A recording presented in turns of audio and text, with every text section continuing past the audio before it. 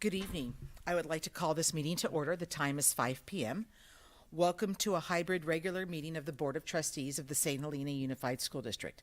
Today is Wednesday, February 15th, 2023. As permitted by the passage of Assembly Bill 361 and the adoption of Resolution 22-28, today's meeting will be held in a hybrid format. I am Lisa Pelosi, Board President, and I would like to introduce my fellow trustees by roll call. Please reply with present after your name is called. Board Vice President, Mrs. Jeannie Kerr. Present. Clerk to the Board, Mrs. Laura Simon. Present. Trustee, Mrs. Sean Mora. Present. Trustee, Miss Jean Marie Wolfe. Present. Also joining us are St. Helena Unified District staff members, Superintendent Ruben Aurelio, Chief Academic and Human Resources Officer, Mr. Christopher Heller, Chief Business Official, Mrs. Andrea Stubbs, Executive Assistant to the Governing Board, Miss Erica Madrigal, and Napa TV Technician, Mr. Trace Denna. Thank you all for being here this evening. Item 2A is the approval of the agenda. Prior to making a motion to approve the meeting agenda tonight, we're going to make one modification on items under 7, which is presentations. We're going to move item D to be first ahead of A. So I just need a motion to approve the meeting agenda with that modification, please. I'll make a motion to approve the agenda with the modification stated. Thank you. Is there a second? I'll second. Thank you. Ms. Madrigal will conduct a roll call vote. Trustee Wolfe?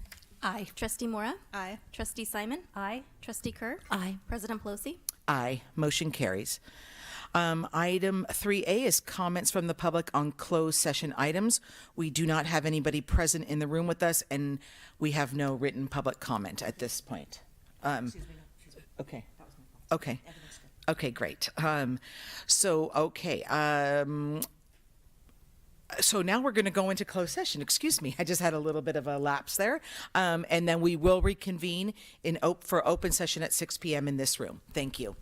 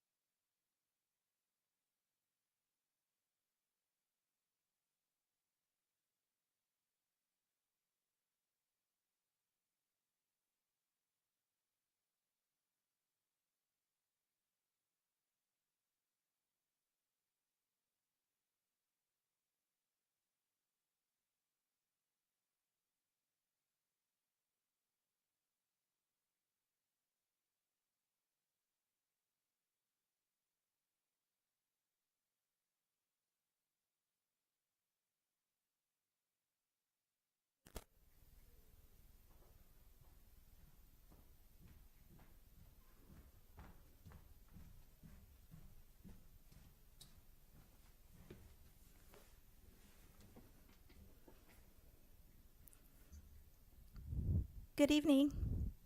Could we please test your mic? Yes, hello, good evening, Erika. Good to see you again. It's been such a long time. I know. I don't know. I haven't been getting these assignments anymore. Oh, well, you're top notch. You're the best of the best. And I thought you were just really, really busy with the book. No, I haven't been offered the assignment at all. This has been the first time in a very long time that I got it offered. Oh, well, we're so excited to have you. Thank you so much for being here with us tonight. It's going to be a great evening. Fun evening. You're very welcome.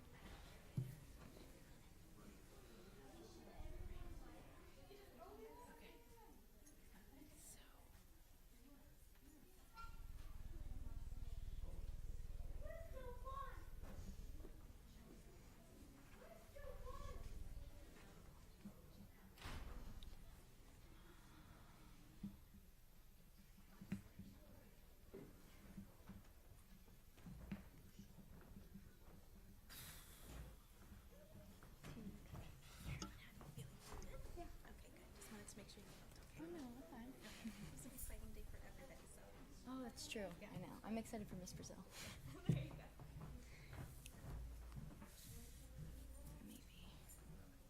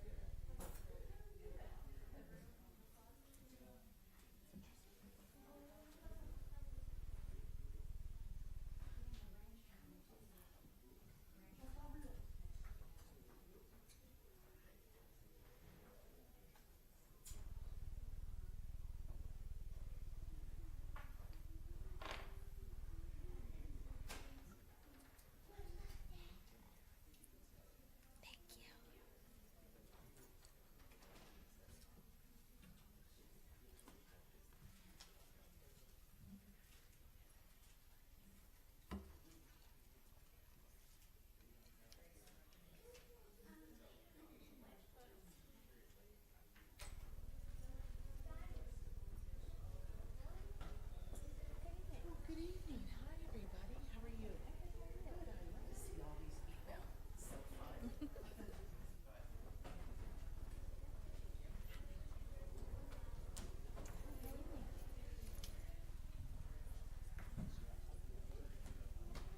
very exciting. People.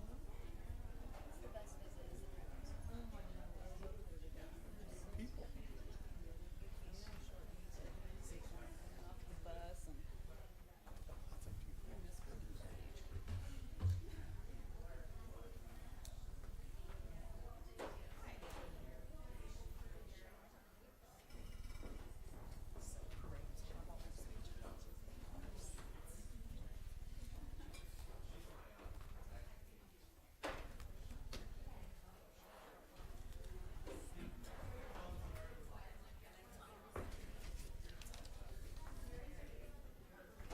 here's your copy, Coach.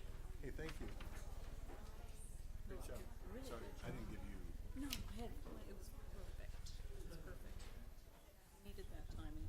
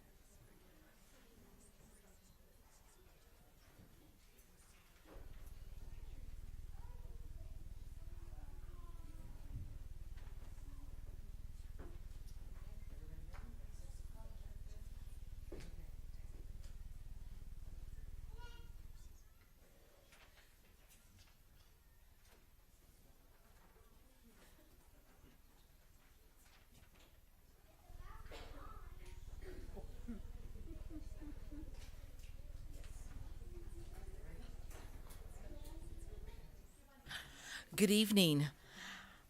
Welcome. So nice to see everybody here this evening. For those of you who have just joined us after closed session, welcome to this hybrid regular meeting of the Board of Trustees. Providing translation this evening are Isidra, Mencos, and Francisco Meza. I would like to allow the translators an opportunity to explain how to use the interpreting feature on Zoom. Buenas noches. Esta es una reunión de la Junta de Administradores regular y ahora les vamos a dar instrucciones para poder acceder a la función de interpretación simultánea al español a través de Zoom. En breves momentos ustedes van a ver en la parte de abajo de su pantalla de Zoom un icono del globo terráqueo.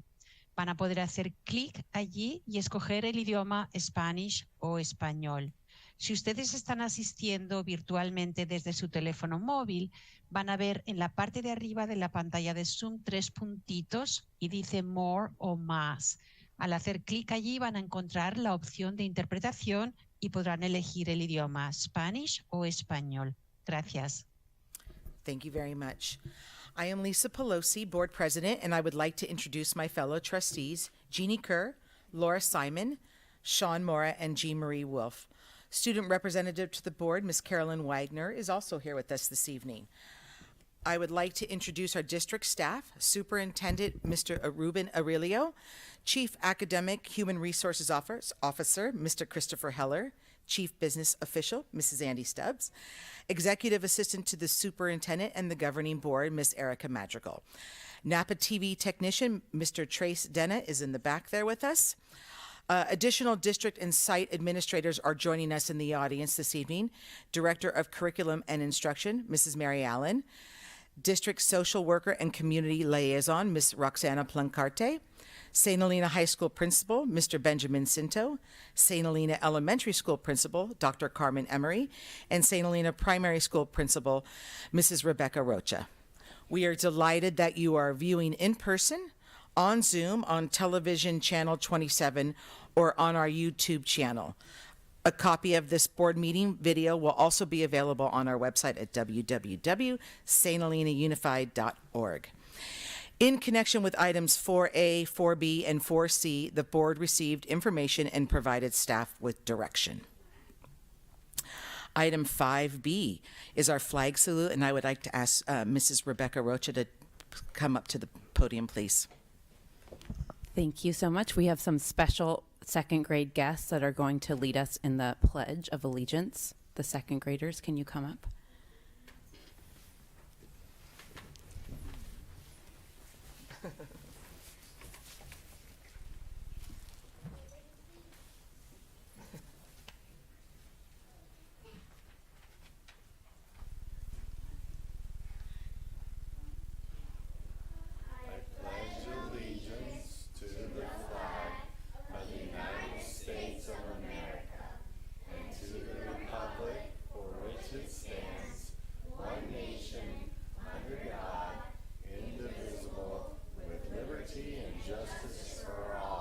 We're going to add a special touch. They're also going to do it in Spanish, which is something we do at our school, and they've been practicing. Uno, dos, tres.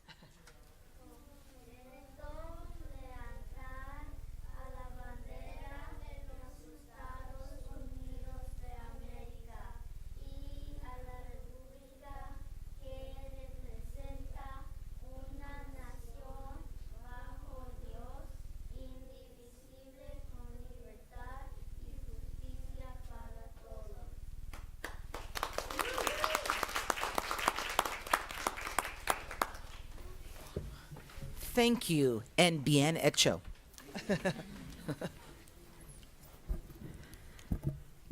Okay, item 6A is public comments. These on the screen, you'll see the general guidelines for public comments at board meetings. We have one written public comment. Trustees, everybody's had a moment to look at those? Yes. Or look at that, I should say.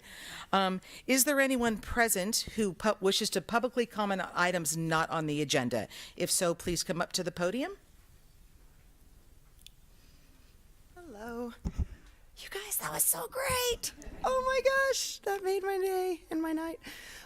Hello, my name is Alex Boving Allen, and I'm the parent of a 5th grader at the elementary school and a 7th grader at RLS.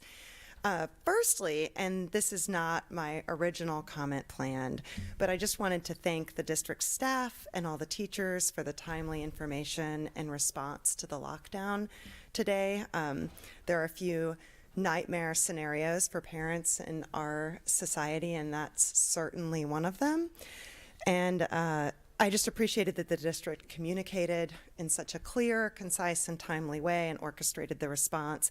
And it was reassuring to just check in with myself and realize how much trust I have in my kids' teachers to keep them safe and that safety would be at the forefront. So I just wanted to note that and say thank you, a big, big thank you. And then what my actual comment that I had planned before was I just really appreciated the communication of achievement data to this board that was communicated earlier in the week. I listened to the meeting via live stream and reviewed the data. And I was so encouraged to hear Ms. Allen's statement that all students across the achievement curriculum would be challenged to have an upward slope when we look at their mean and then their educational gains across the school and academic year. In line with the district's goals, I would love to learn more about the plans to enhance educational offerings for educationally advanced students. Particularly for students from disadvantaged groups, the public school is a critical player in creating academic opportunities. And at the RLS specifically, I hope that fall 2024 can bring opportunities for academic enrichment.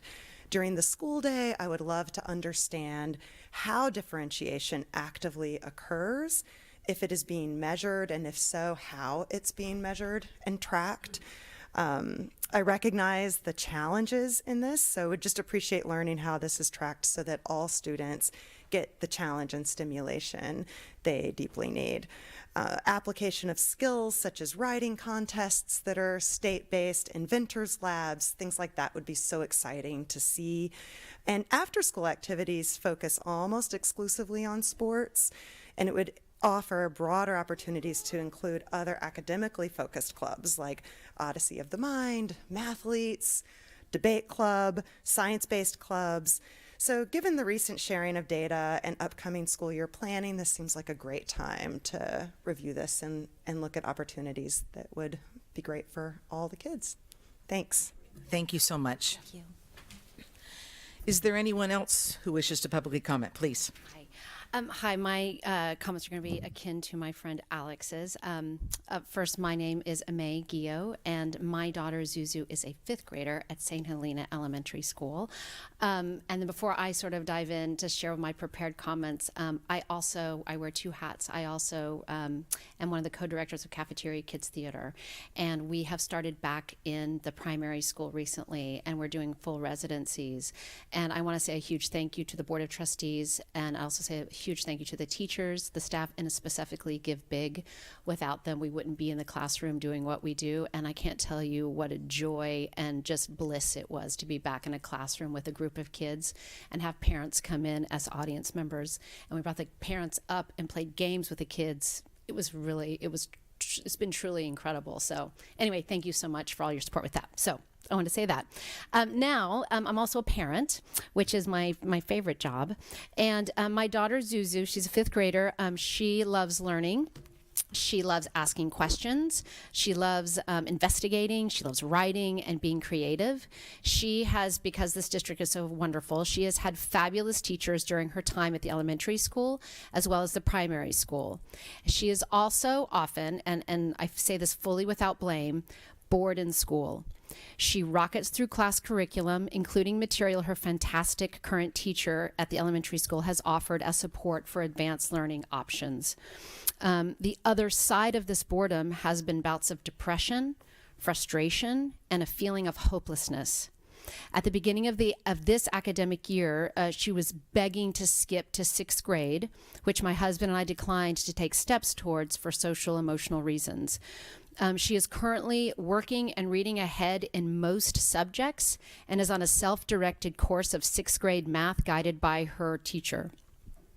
So I guess my question as an almost middle school parent is, what academic support do students like my daughter receive at RLS? If specific subject instructors are going to be differentiating, I'm not sure if they will be, but if they are, what will that look like?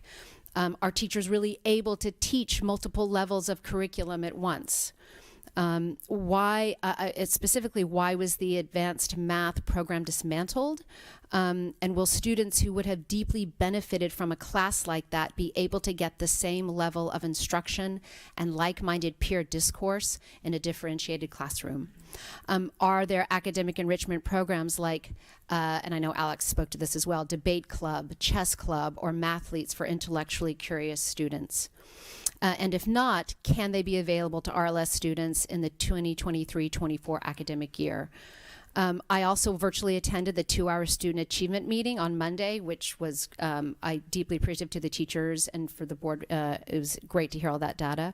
And I was thrilled to hear how Mary Allen specifically stated that the goal of the district was to academically support all students, including the high achieving students. Amy? Yeah. How much long? Because your time. Oh, I'm sorry. We have a 3-minute time I'm limit, and I sorry. have to be fair to everybody Absolutely. who wants to I speak. have 2 sentences left. Okay. Okay. I'll be quick. Okay, All right? thank you.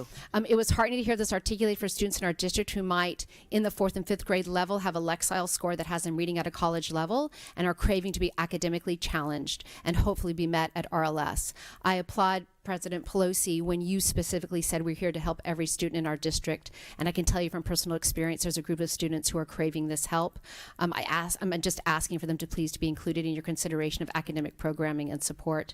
And I'm looking forward to learning more about that experience at RLS. Thank you for listening. Thank you. And I'm terribly sorry that I have to do No, it's just no, this no. just protocol that I have to Absolutely. follow. Thank you so much. I appreciate that. Is there anyone else who would like to publicly comment on items not on the agenda?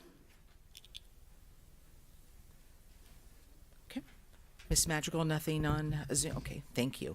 Thank you very much for attending tonight and coming forward and speaking. We always appreciate that.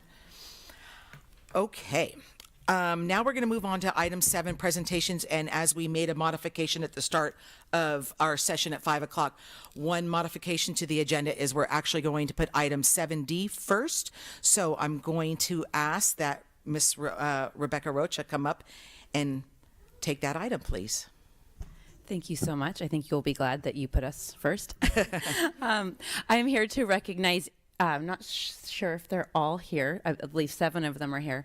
7 special students, 8 total, we'll still say their names, at the primary school who entered, and their families as well. That's a very important piece. I also want to acknowledge the staff from the primary school that are here, which is Mrs. Ivanoff, our reading intervention teacher and English learner coordinator, Mrs. Ledesma, our 1st grade teacher, and Ms. Quintana, our 2nd grade teacher. So we are here to recognize these students who entered kindergarten as English learners, meaning that their first language was not English. It was, in this case, Spanish. We have one student whose first language was Urdu. And they, in a very short time, usually it can take up to between 5 to 7 years to demonstrate proficiency in one second language, and they have done it in 2 or 3 years, 2.5 years, some a little bit sooner. So I will say their names, and they're going to get a special certificate. And should they stay up here and face the audience or face you guys? I think they should face their families, actually. Okay. Okay, so I would like to recognize Christopher Tellez. Please come on up.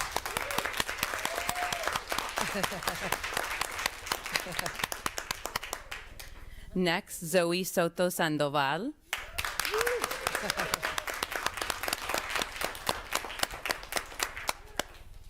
are 1st grade students. Next, a 2nd grader, Jessica Sanchez.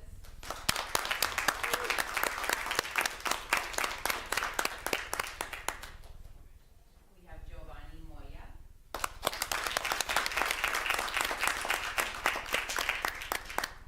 Tamor Khan, I don't see him. The one and only Jeremy Colon.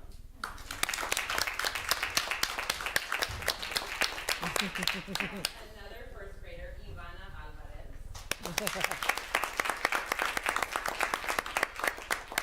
Last but not least, Iker Hueca Clavel.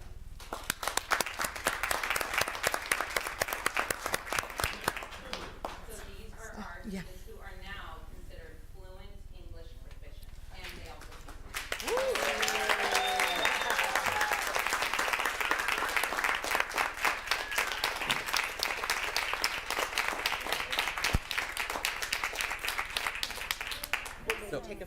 We're gonna Make sure that they have time for you guys photos. wanna come? You guys stand there.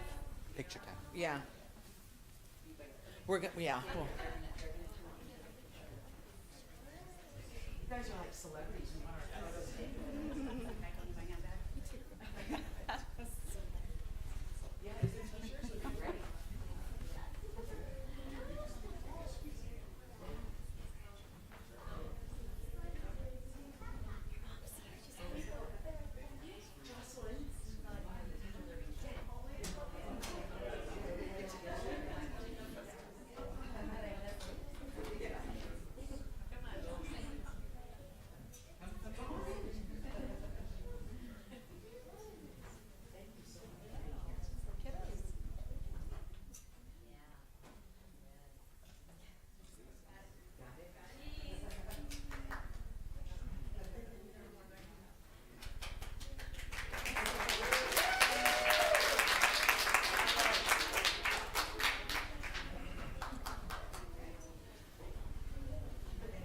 Thank you so much for accommodating us.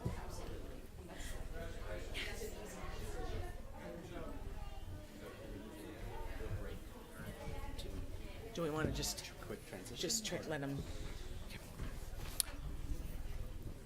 We'll just take a couple of minutes to allow those families that maybe want to leave, and then we'll resume the meeting.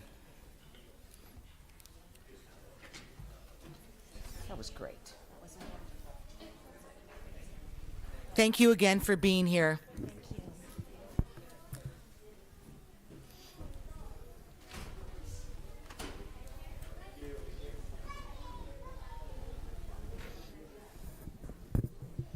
There goes our audience.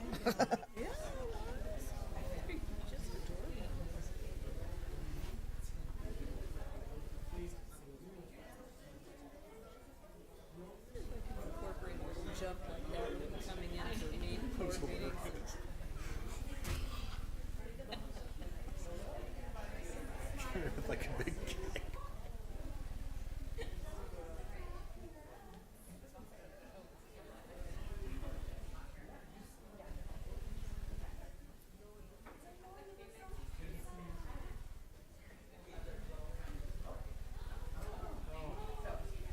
We don't have to get up again, but he just walked in the room, so Congratulations. Woo-woo. Bravo.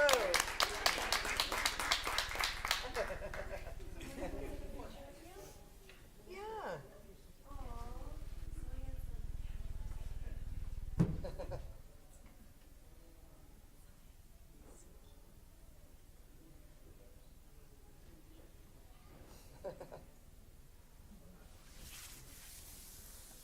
Okay. Congratulations.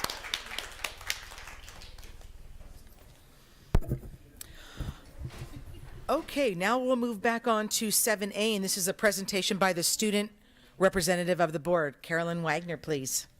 Good evening. That will be absolutely impossible to top, but congratulations to all of our students. That is a profound achievement, and they completely deserve the applause. Next slide, please. So this month at the high school, we held Student Congress at the very end of January. During this leadership meeting, we talked about our leadership finals from the last semester.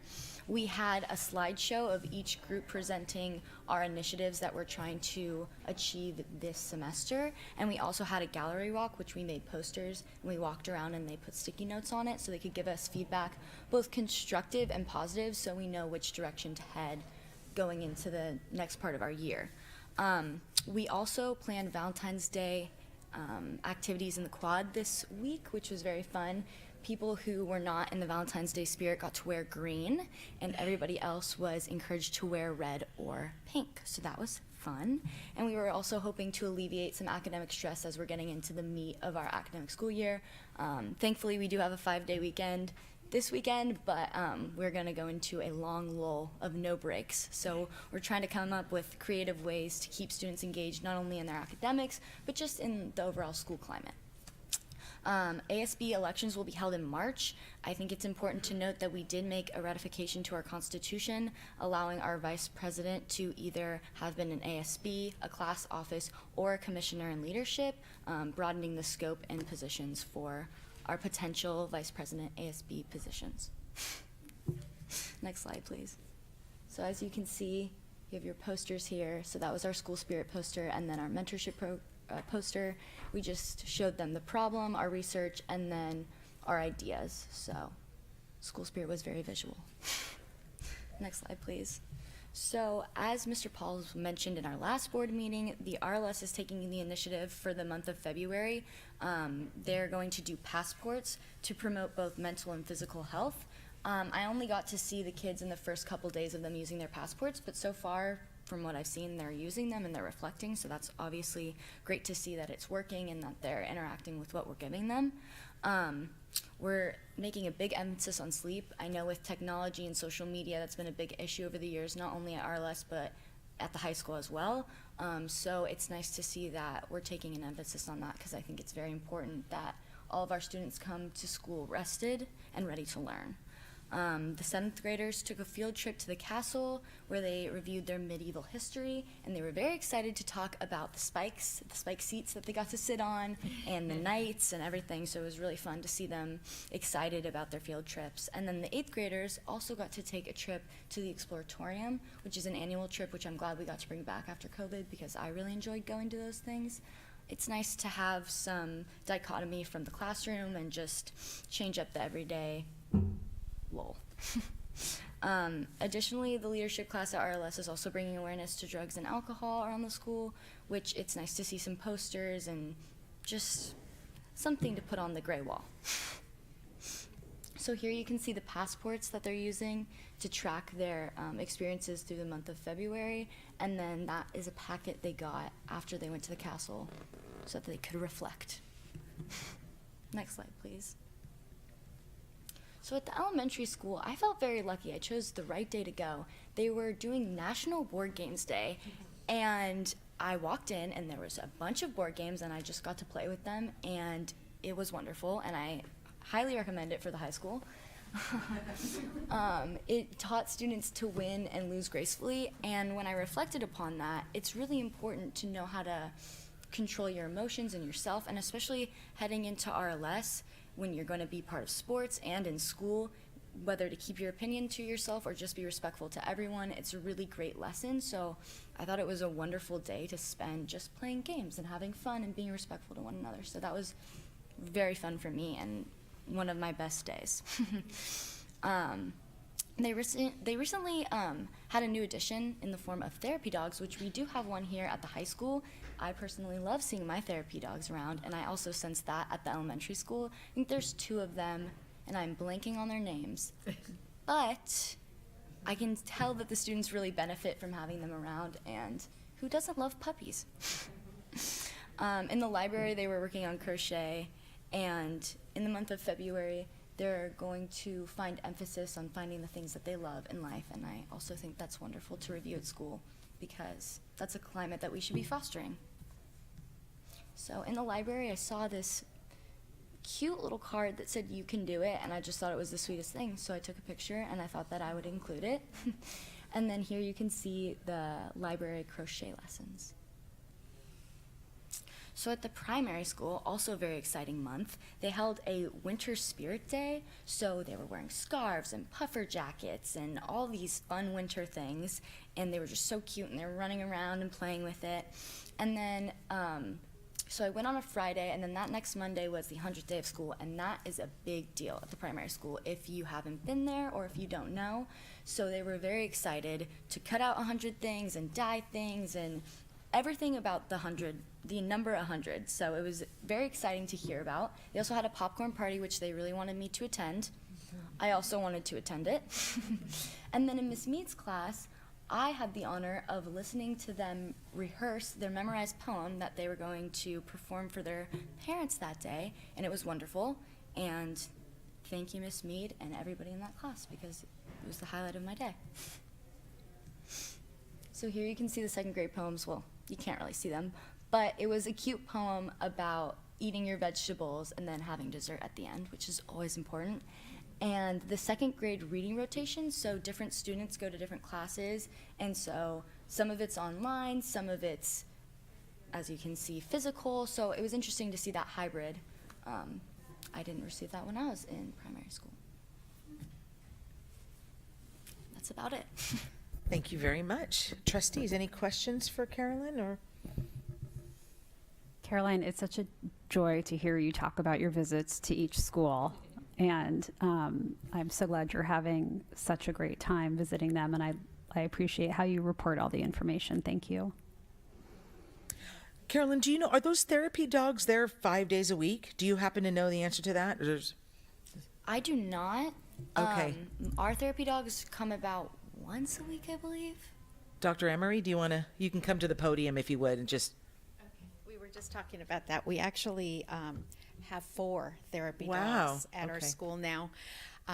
We've had one Cooper for a long time, I believe. But this year we added Francie, who comes 2 days a week. And we have one of our 5th grade teachers also has a dog that comes 2 days a week. And then our music teacher, so this dog goes to the primary and to the elementary school a couple of days a week also. Okay, that's great. We don't have more than, well, we always have about 2 dogs, but that's about the limit for a Okay. day. Yeah. Okay, great. Thank you so much. Okay, thank you. Thank you again, Carolyn. We always appreciate hearing your report. Now, I love this section of the agenda, all the presentations. Now we're going to move on to presentation of Give Big. Lisa Goldfarb and Missy DeVore, please. I'm also proficient in reading, so if you guys want to applaud, I'm just kidding. Great. So my name is Lisa Goldfarb, and I am the president of the St. Atlanta Public Schools Foundation and Endowment Trust. And I'm here with Missy DeVore, and we're going to talk about Give Big. But before I started, I just wanted to give you all, I'm sure most people here are familiar, but just to refamiliarize yourself with what the foundation is, what it does, and how Give Big fits into that, because it can be confusing. So back in the 1900s, 1983, a group of community members and parents got together and they formed the St. Atlanta Public Schools Foundation. And their goal was to provide enrichment for kids in this school district. Since then, they have been raising money every year. It looks a little bit different every year. We've done lots of different iterations of this. We had live auctions. What was it? Dream Big, Just Imagine. So many different ways of raising money, and Give Big is the fundraising that we do now annually for the community, and it is the fundraising arm of the foundation. So all of the money that comes in through Give Big, and Missy is going to speak to this because she knows so much, all goes into the foundation and is divided 5 ways. So, but I'll get farther into that. Missy is going to speak completely on Give Big, and I'll hand out some pamphlets. Yay. I do like this part of the agenda. My name's Missy DeVore. I'm the parent of a 4th grade boy at the elementary school, and the St. Helena Elementary School Primary School PTG Vice President, Give Big Liaison, and just general parent advocate for kids. So Lisa covered who Give Big is, right? We are the fundraising arm of the Public Schools Foundation. And what we do is what she's passing out now, right? And I can't stress this enough that I feel very fortunate to be in a school district as lucky as we are. You know, I think Alex said it before when she was up here speaking, or Ame, you know, my child has had wonderful teachers and wonderful educators and wonderful experiences his entire time. And to me, Give Big is there to support that and to add the extras, right? So Ame said the Cafeteria Kids program, right? Give Big sponsors that. Everything from the pumpkin patch field trip that the kids go on in TK and kindergarten up to, you know, Yosemite trips and prom and things of that nature. We always say we're the sprinkles on the cupcake. And so we as a parent organization are here to raise money to help the teachers and the staff and the educators provide that well-rounded experience for us, right? I had the joy of being at a PTG meeting recently. We were talking about a field trip, and there were some questions, and the teachers were there, and to hear them explain why they go to Chinatown in the 4th grade and how it works into the curriculum and how it contributes to the children's understanding is just, it kind of ties the whole thing together. So the month of March is Give Big Month. March 24th is kind of the culmination day, and I learned my lesson because like 3 years ago during COVID, somebody asked, why March 24th? And it was the incorporation of St. Helena. So we celebrate that as the day of giving, but really the whole month of March is what we do from Give Big perspective. So we do a local online auction. Up there is a QR code you could snap. We put that on all of our communications. That's what you can do to go online and donate. We coordinate with big donors. We also have, Rebecca was telling me that there are some parents at the elementary school that are putting together photo booths to raise money and cookie drives to raise money. And it's really all about helping everybody feel engaged and participating, right? Because the why of Give Big, I think, was here tonight, right? That's why we do it, right? We all want these kids to have the best education possible. And I feel that the parent group, the foundation, and the teachers should be in that kind of lockstep. So, don't know if you have anything. So so that's what Give Big is providing extras in the education, and the foundation also is working at a different angle. We provide grants for the teachers to augment and enrich their curriculum with new and innovative ideas. So while the Give Big funds are going towards the PGs to provide everything that you are doing every day, like all of the extras, everything that your leadership class is doing, all of that money is helping, it's coming from Give Big. The foundation is giving money to teachers specifically to provide new and innovative ideas into their curriculum, so we're funding that. Additionally, the foundation will be funding, all with the same monies, all from Give Big money. The foundation is also funding individual teacher enrichment grants. So if there are things that teachers want to do to enrich their education, not towards their curriculum, not towards degrees, but just for being able to teach better or differently or reach more kids in a different way. If there are programs for that, we will fund that. We also will fund summer enrichment programs for individual students. Specifically, we're looking for students that don't necessarily have the funds to do that, and we want to provide that as well.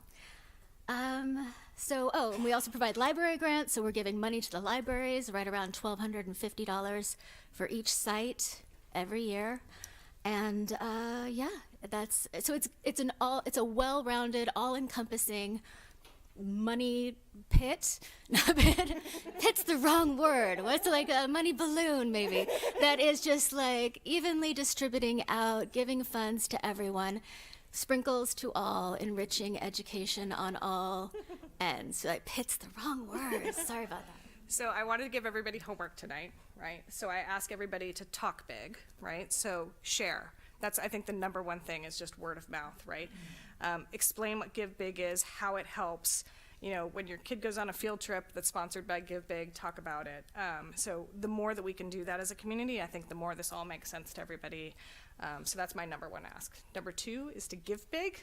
It's very easy to go online and donate. In the days of social media, you can share with friends and family and get others involved. We are doing a few things this year. We are doing an online auction like we did last year, and the goal of that is to get it outside of this community. We ask a lot from our community, and so how can we get people outside of this community? We have a lot to offer in Napa Valley, and how do we get them to contribute to the cause? We will be doing that again. That we will actually kick off on March 24th. So we'll kind of end the local fundraising effort and then kick that off on March 24th. We are doing something this year. We're doing a wine roundup. So each school site will have a wine lot in that auction. So it's the instant stock your cellar from the wines of the students of the elementary school, primary school, et cetera. So we'll get all the kids involved in that as well. So that's it. Give Big.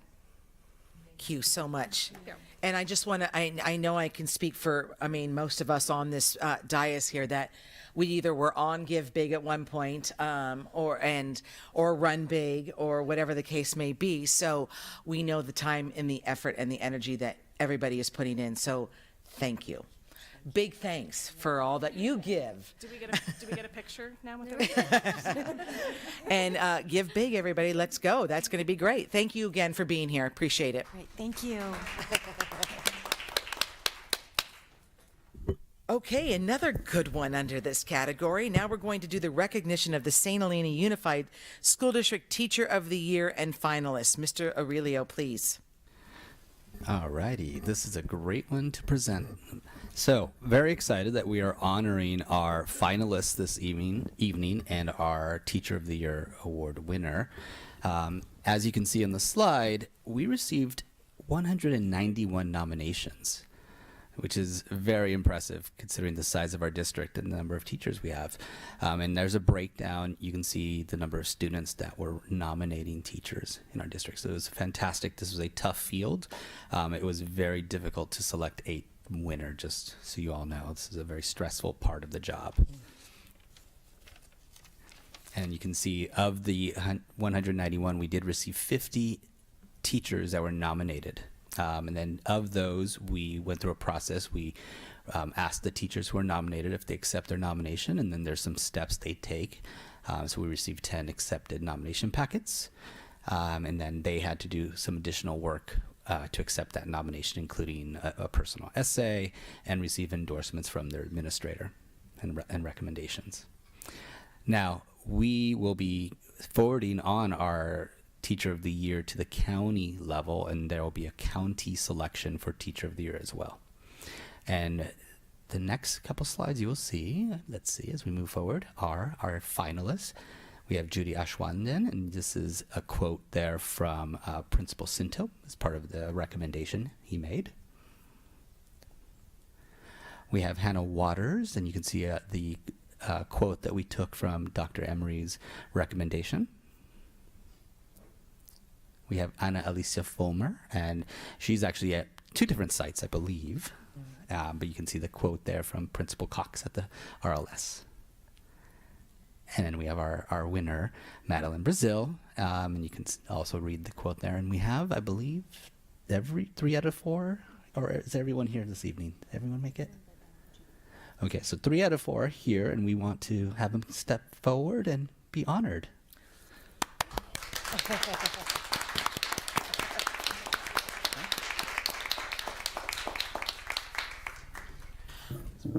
Yes, we do have some things for you as well. And we're gonna do some photos as well. But I just, if I may, just say something.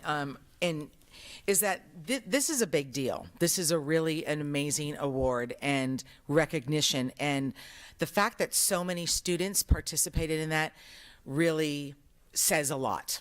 And that just for me, either if I'm wearing a parent hat or a trustee hat, that means you guys are connecting with your students and you're making a difference. So I think that's what it's all about, and we really, really appreciate it. And I'm sure I speak for everybody. I don't know if anybody else has a brief comment they want to make, but congratulations, well deserved, and we're really honored that you're here tonight. Thank you. Okay? So come on up and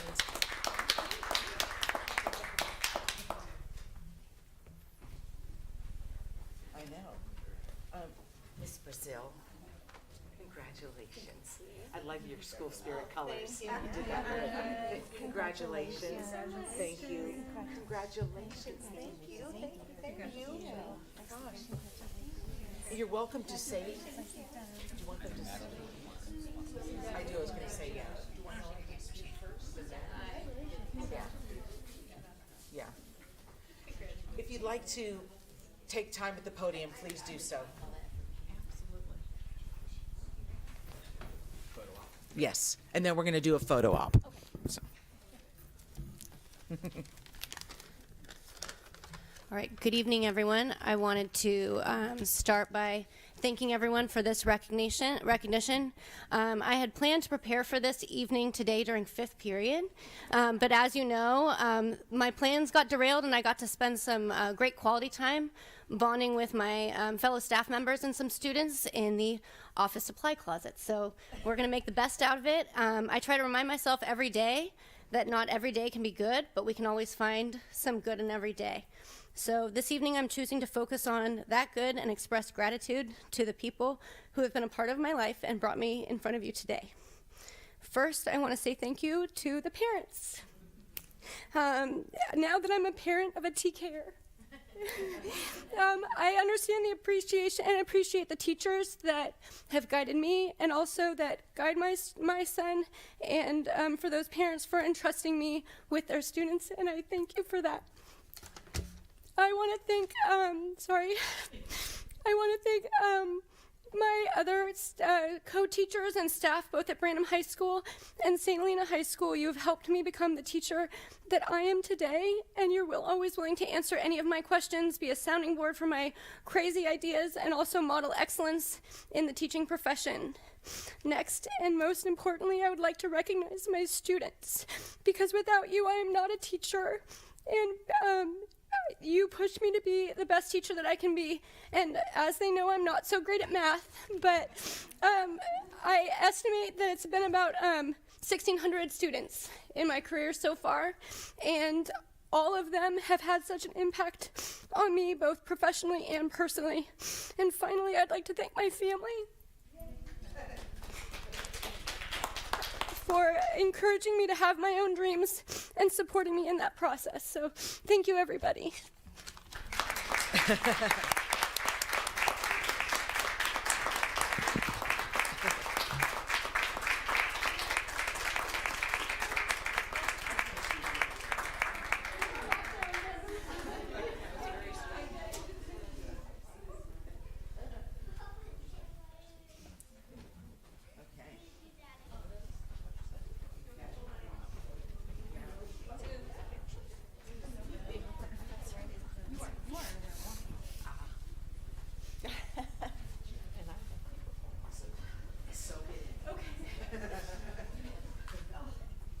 But you're in school colors, so you're going front and center. Okay. All right. Everybody, prom photo. Everybody say Miss Brazil. Yeah, absolutely. Yeah.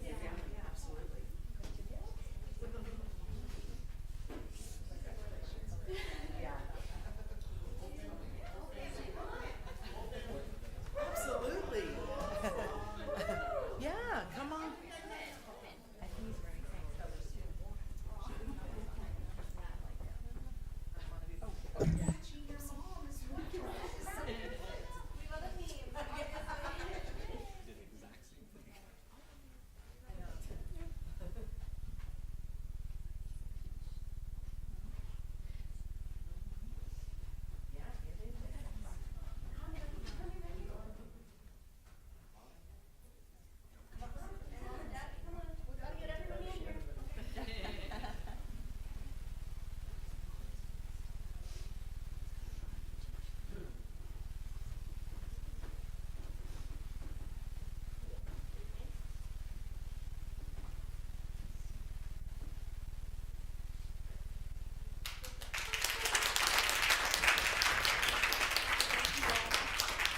Thank you, family, for being here.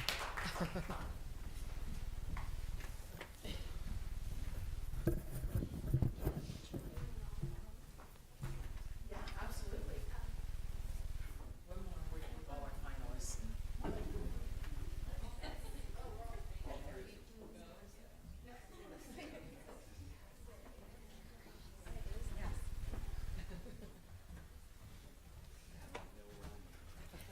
She wore the right mascara today.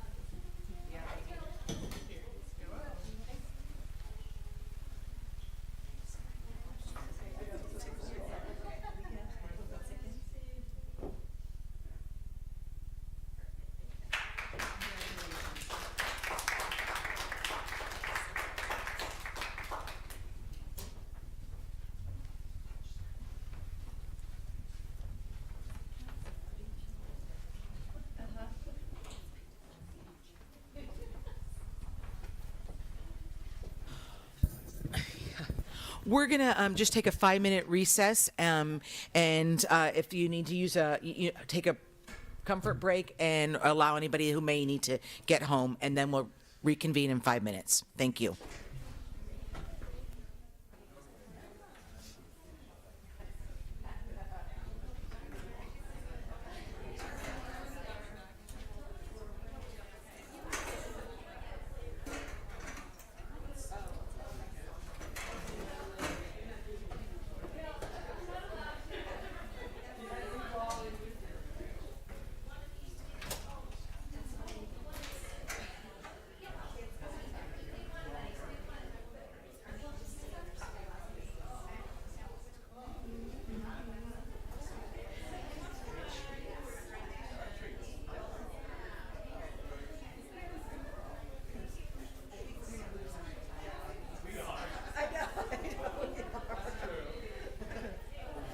I know.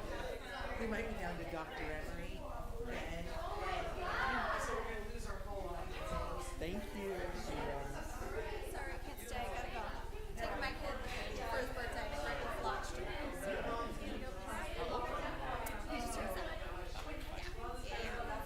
Well, enjoy the long weekend.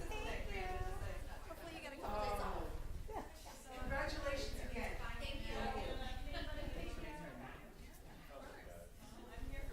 Oh, you are? Okay. Okay. Okay. Okay, good. So I will call on you. Okay.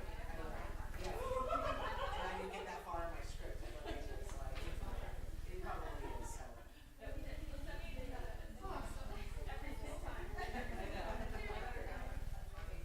Okay.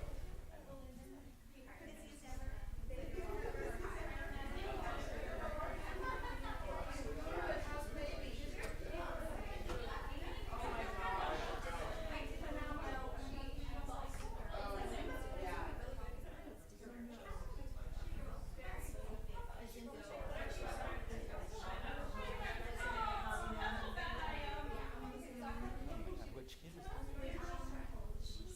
She was ours, I think.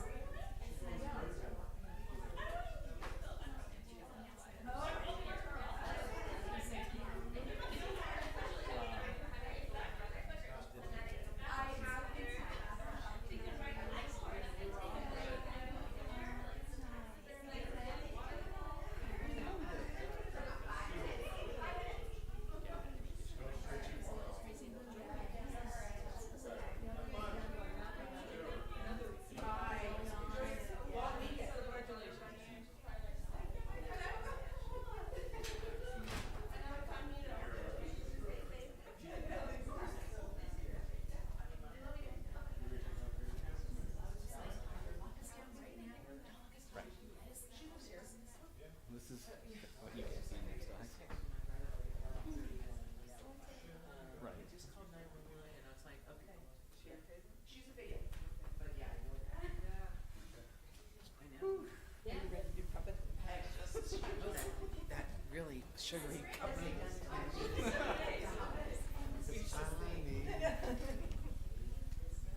Okay.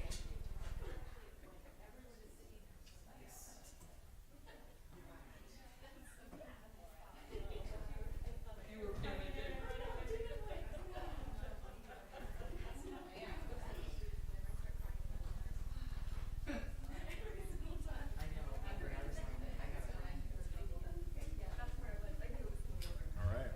Are we late? We had to go downstairs.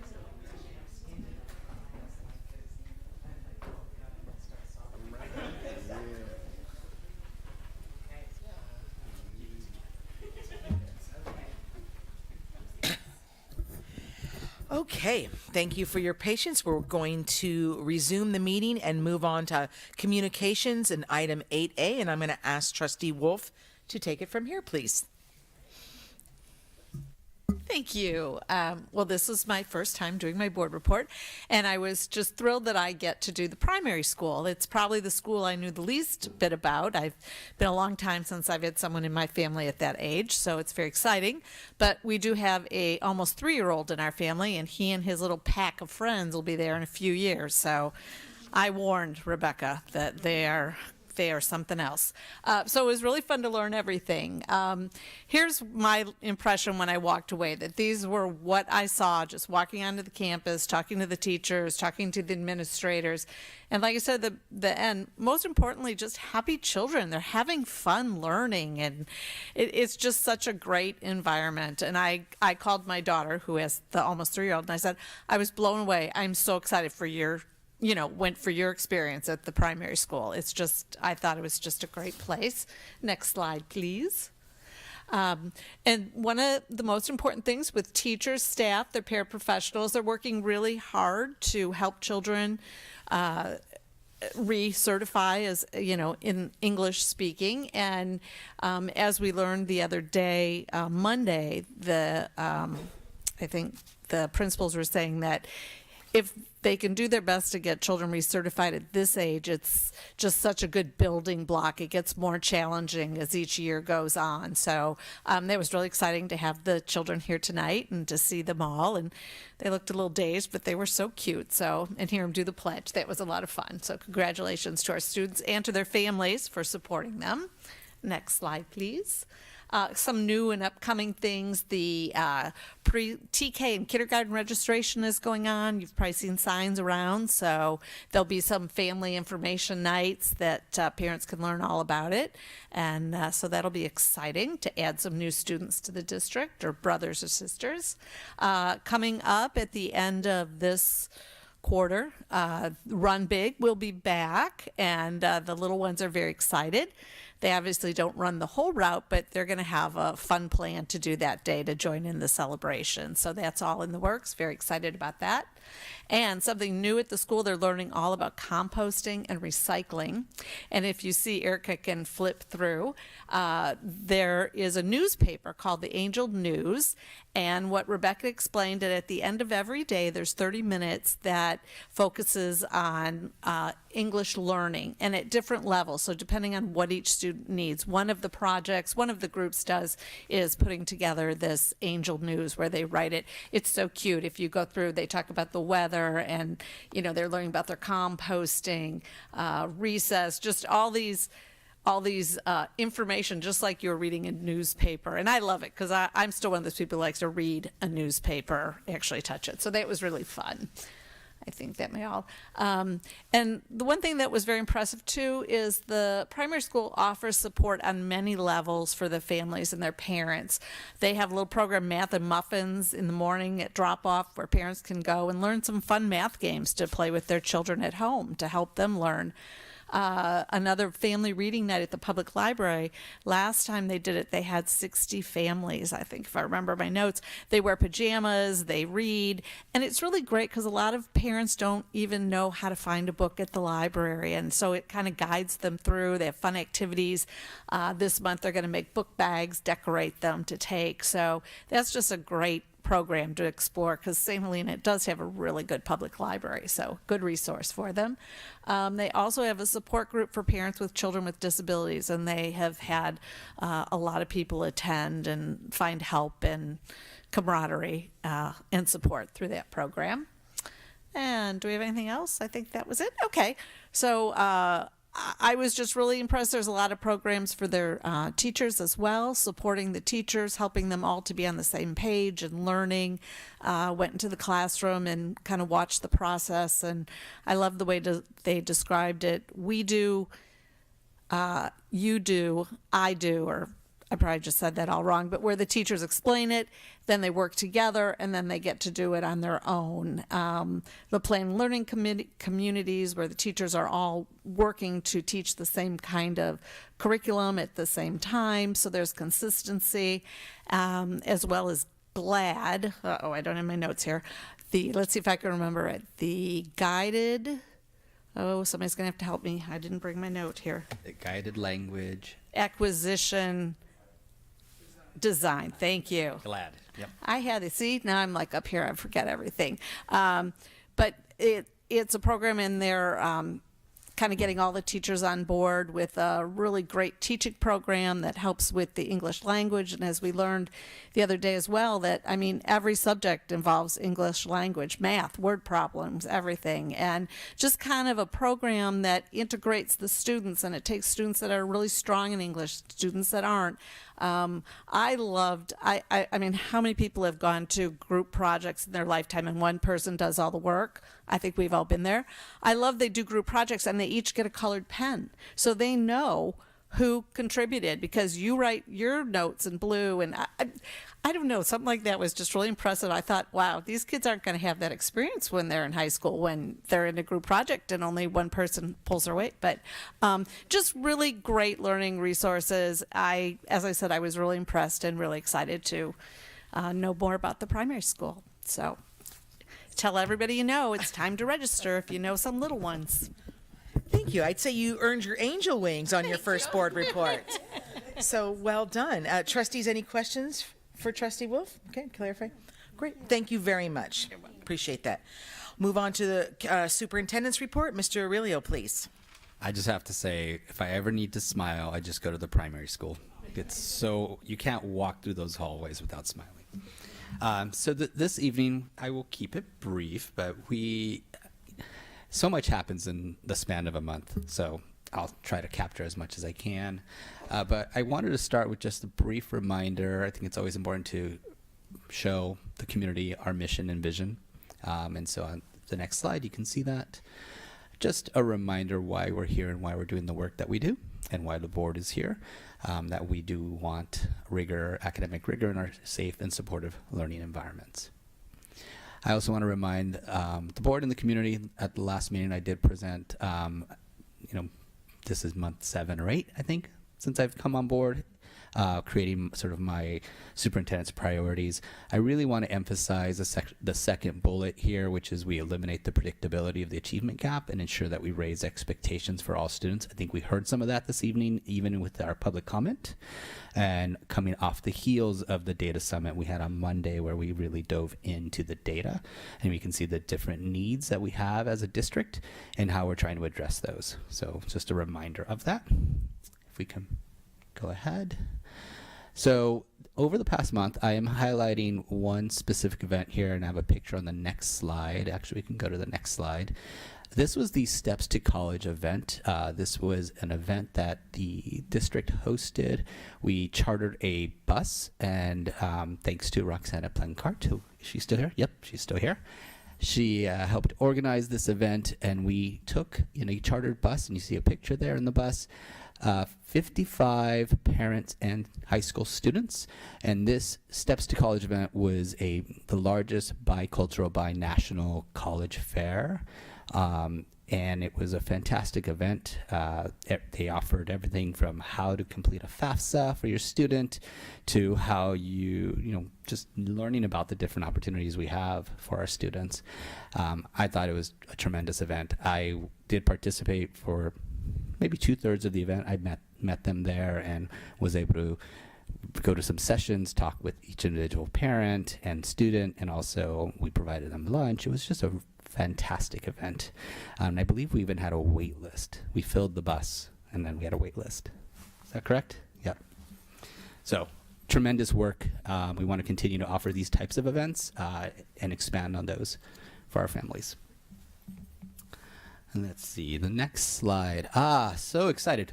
I will say we got to post this today, actually, on the Heard It Through the Grapevine. This was a website feature that we launched last week with the sole real intent to give our greater community, not just our St. Helena parents and families, but also our greater community, an opportunity to ask us questions.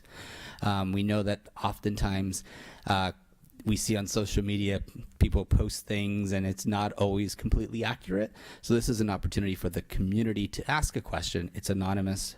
There's a form they click and they can ask any question. We take our time to research the question and make sure that we post accurate information. So we received one earlier today about the lockdown. what's happening at the high school. And so you can see our response was listed there, and we made sure that information went out both on our website, but also the communication we sent out to our families. Speaking of the lockdown, it's not in my slide deck. It happened earlier today. I really want to commend staff and the law enforcement agency. The response was quick. In fact, I think when we debriefed with the officers after, CHP was also involved, and they were shocked because when they came up to the school, they saw no students. That means everyone was in at that point, which was very impressive. So kudos to the high school and the primary school. I know it's hard when there's a little bit of information that's given around these situations, and we have to treat them with the highest severity. So fortunately for us, we know that it was not a real event, but this is something that was affecting not just St. Helena. We heard reports of Santa Rosa as well, and a few other school districts were hit with the same calls. And just as a reminder, some upcoming events. We do have no school the next 5 days, or 3 weekdays and 2 weekend days, so a 5-day weekend for our students and families. We have a March 1st LCAP community input event that is scheduled at the Native Sons Hall. That'll be at 5 p.m. There is an RSVP because we do have limited capacity for that event. And then I will be attending actually myself and Mr. Heller, I believe, the Small School Districts Association annual conference. It's a 2-day plus conference in Sacramento at the beginning of March. And I think that's it. Thank you. Thank you. Mr. Aurelia, do we, or maybe even Ms. Madrigal, do we know how our RSVPs are looking for that March 1st event at this point? I know it's on the website for people to RSVP. So we do encourage all of our viewers, whether you're at home or in our audience, to sign up to RSVP for that, please. Any clarifying questions for Mr. Aurelio? No? Okay. And it's not pressing. I mean, I just was curious to encourage attendance to know where we stood on attendance. Okay, item 8C is the superintendent subcommittee reports. Mr. Aurelio, please. Great. So we had 2 meetings this month. We had the Business Operations Subcommittee, and I'm actually going to turn it over. I think it's Trustee Simon is speaking to this one. All right. Okay, good evening. So at the beginning of the LCAP meeting, we reviewed the LCAP and district goals. And at the last meeting, we focused on goal number 1, increase achievement for all students. And let's see, we shared the 2021 through 24 infographic report in English and Spanish. We also discussed the LCAP community forum that we just talked about. I gave all the information on that. And then we took a look at the first goal, and we discussed in groups of 3 what's working well, what are areas of growth, what are areas of strength. And we spent about, I want to say, 15 minutes in our breakout groups, really just dissecting the bullet points of the first goal, increase achievement for all students. So each group kind of came together with questions and reflections, and then we came back together as a whole group and shared out what we thought of the first goal. Okay. And I'm going to ask you, Chris, if you know what we are going to do with the information that we shared out with.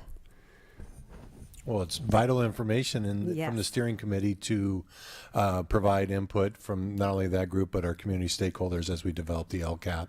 So it's part of the feedback process that we use. Great, thank you. And our next meeting will be March 28th. We'll be discussing community engagement. And just a reminder, on the slide deck, the QR code will take you to the slide, the presentation for that individual meeting. So this one will show you the LCAP meeting. And then, Trustee Simon, you're also speaking to the Business Operations Committee. Yes, I am. I also wanted to share what I learned at that meeting. The LCAP meeting was the LSU, which is the Latino Student Union Club. It's open for all and well promoted. It's non-academic opportunities to support students and build community. And I believe that's at the high school? Mhm. Yes. Okay, thank you. Okay, business operations meeting took place on February 8th, and we reviewed committee accomplishments to date. We discussed high priority facility projects like the RLS track and field. We learned about the status of current projects, and we learned that the elementary school basement is a priority and may be moved up to the list to align with the roof work on campus. Then with the committee, we shared the board action that was done on January 19th and how we approved a $2 million transfer from our general fund to our special reserve fund 40 for projects that include the roof at the elementary school, renovation of our security fire alarm upgrades, and other high priority projects. We discussed future possible projects, which includes a collaboration with the city with sidewalk projects on Oak Avenue. Then we did a little bit of a deep dive into taking a look at Measure C, Measure CB bond program that was passed about 12 years ago. And we learned that we have $384,000 left.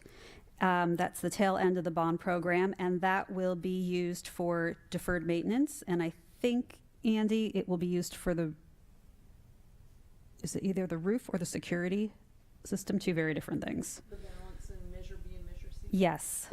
That's for technology infrastructure. Okay. It'll actually be used for the primary and the high school paging system renovation, and then if we have any balance left, it'll go for security alarm systems. Thank you. And then we discussed the qualities and attributes we're looking for in our next CBO. And we ranked, I love how Andy put it together. We ranked leadership qualities from most important to least important in our next CBO. And the top qualities that we really all came together, we all agreed upon was transparency, integrity, strategic planning and organization, and communication.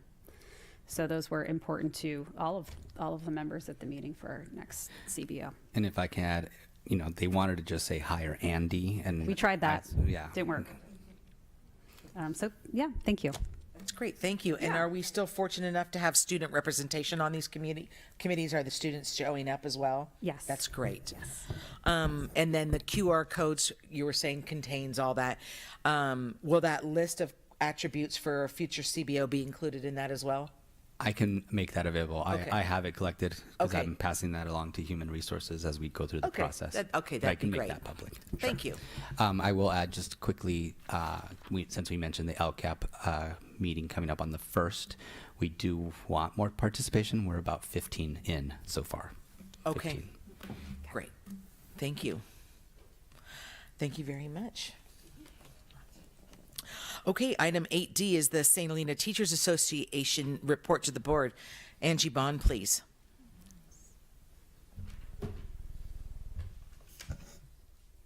Hi, everyone. I'm Angie. I'm on the SHTA executive board. I'm the membership chair and Brandon's substitute. He couldn't be here tonight, and we just wanted to take the opportunity to thank you for allowing me and inviting us to be a part of the board study session on Monday. It was very informative. I was glad I got to be there. And there were definitely some trends that we saw that as teachers we need to take a look at as far as closing the achievement gap and addressing our Hispanic and ELL, our English language learners. However, I do want to just say I'm glad that the point about everything that the students have been through the last 3 years was brought up, and that it is just a snapshot of what we see on one particular day when we are testing the students. That was brought up a few times during the meeting, and I appreciate that because as a teacher, I've always, and 22 years in this district, I've always appreciated that we consider the whole child as we are making decisions in this district. So anyways, thank you. That's all I got. Thank you so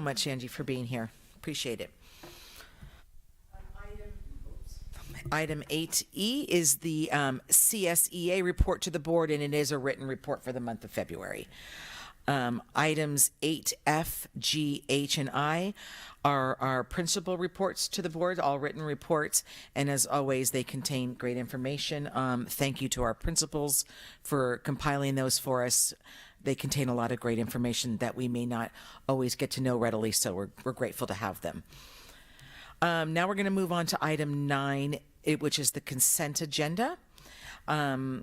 The consent agenda contains routine items judged as appropriate to be acted upon in one motion. If a board member requests that an item be removed from the consent agenda, the item will be considered under discussion action items. Is there anyone present who wishes to comment on this item?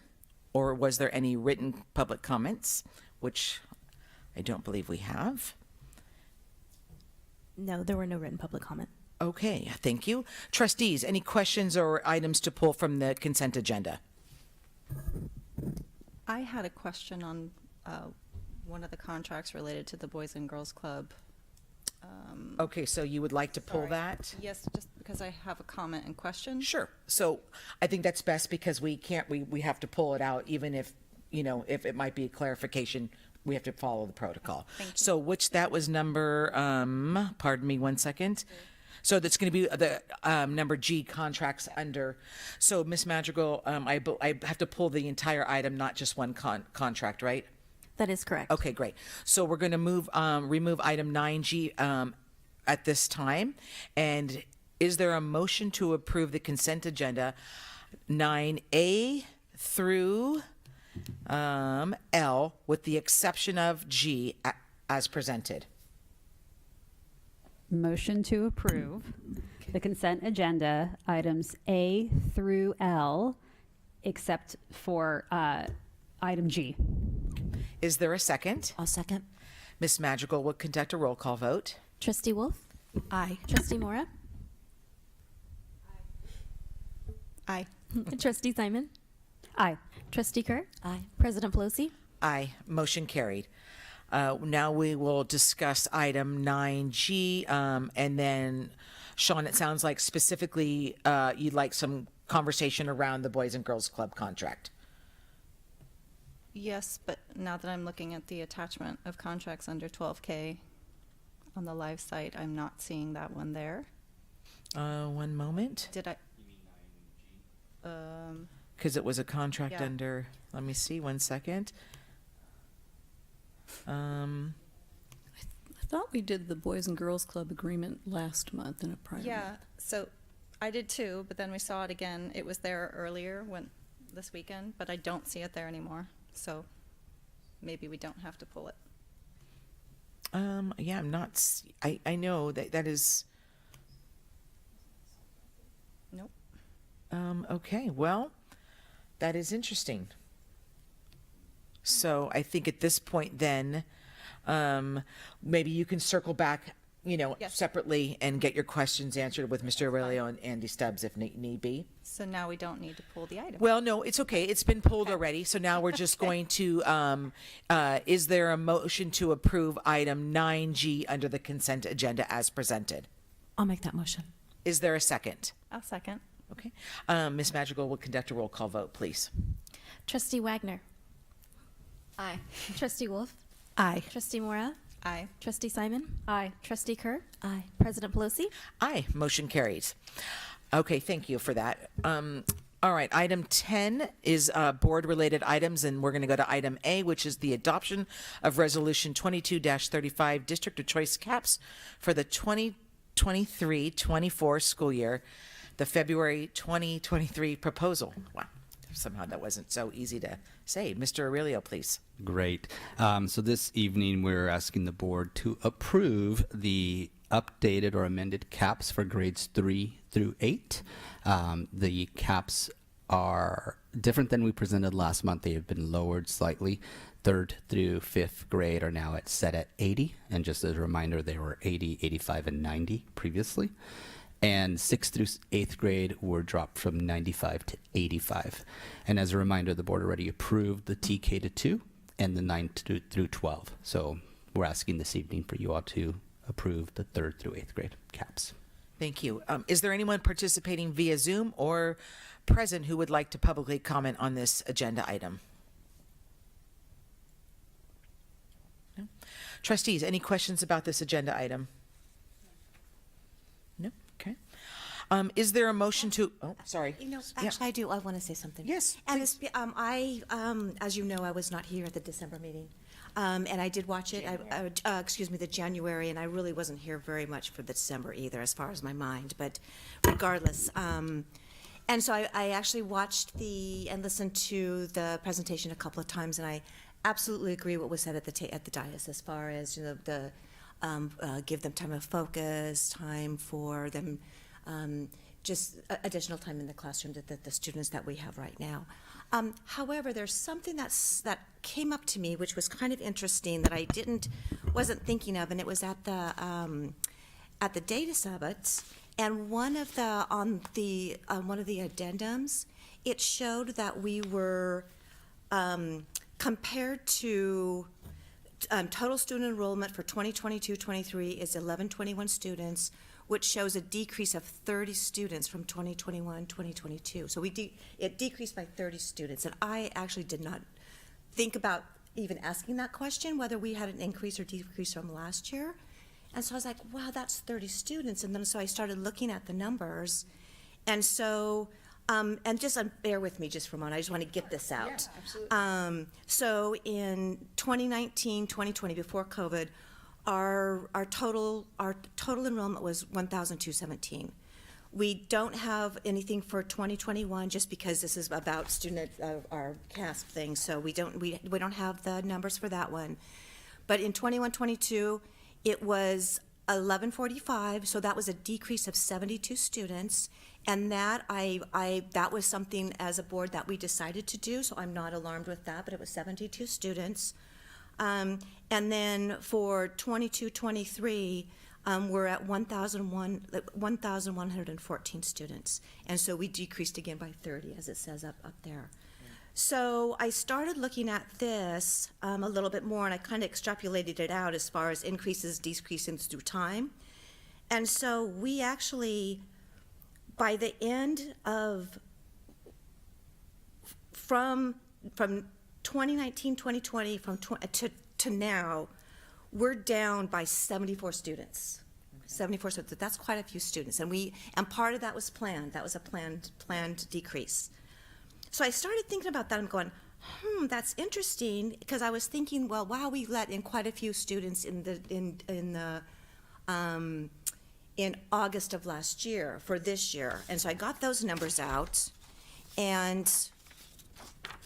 So as of our census on August 4th of 2022, we had 1,106 students at that point. Say that again. 1,106. Okay. And the students on the wait list that we let in, that we said we were going to let in, was 34 students. However, and it could not even be these students. It could be just kind of just the enrollment in general. We actually only increased by 8 students this last year. 8 students. Because there's 1106, we have 1,114 students now. It was 1106 last year, 8 students is all we let in.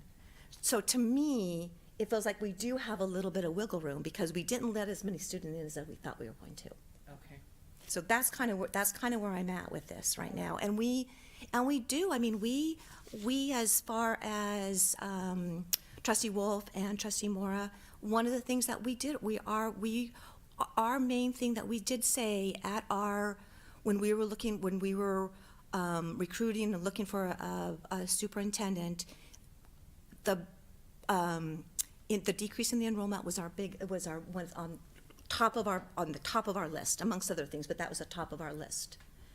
So I'm at right now where, because we have a little bit of wiggle room, because we didn't take as many students last year as we thought we did, I think that what we should do is we should have our wait lists, our numbers, our caps, so that we're able to get the students in, all of the students that we have on our wait list in. Because I think it's probably, it's altogether, how many students would that be? Do we know? going back and looking at the data I provided the board, the change of new applicants who currently are not part of our district.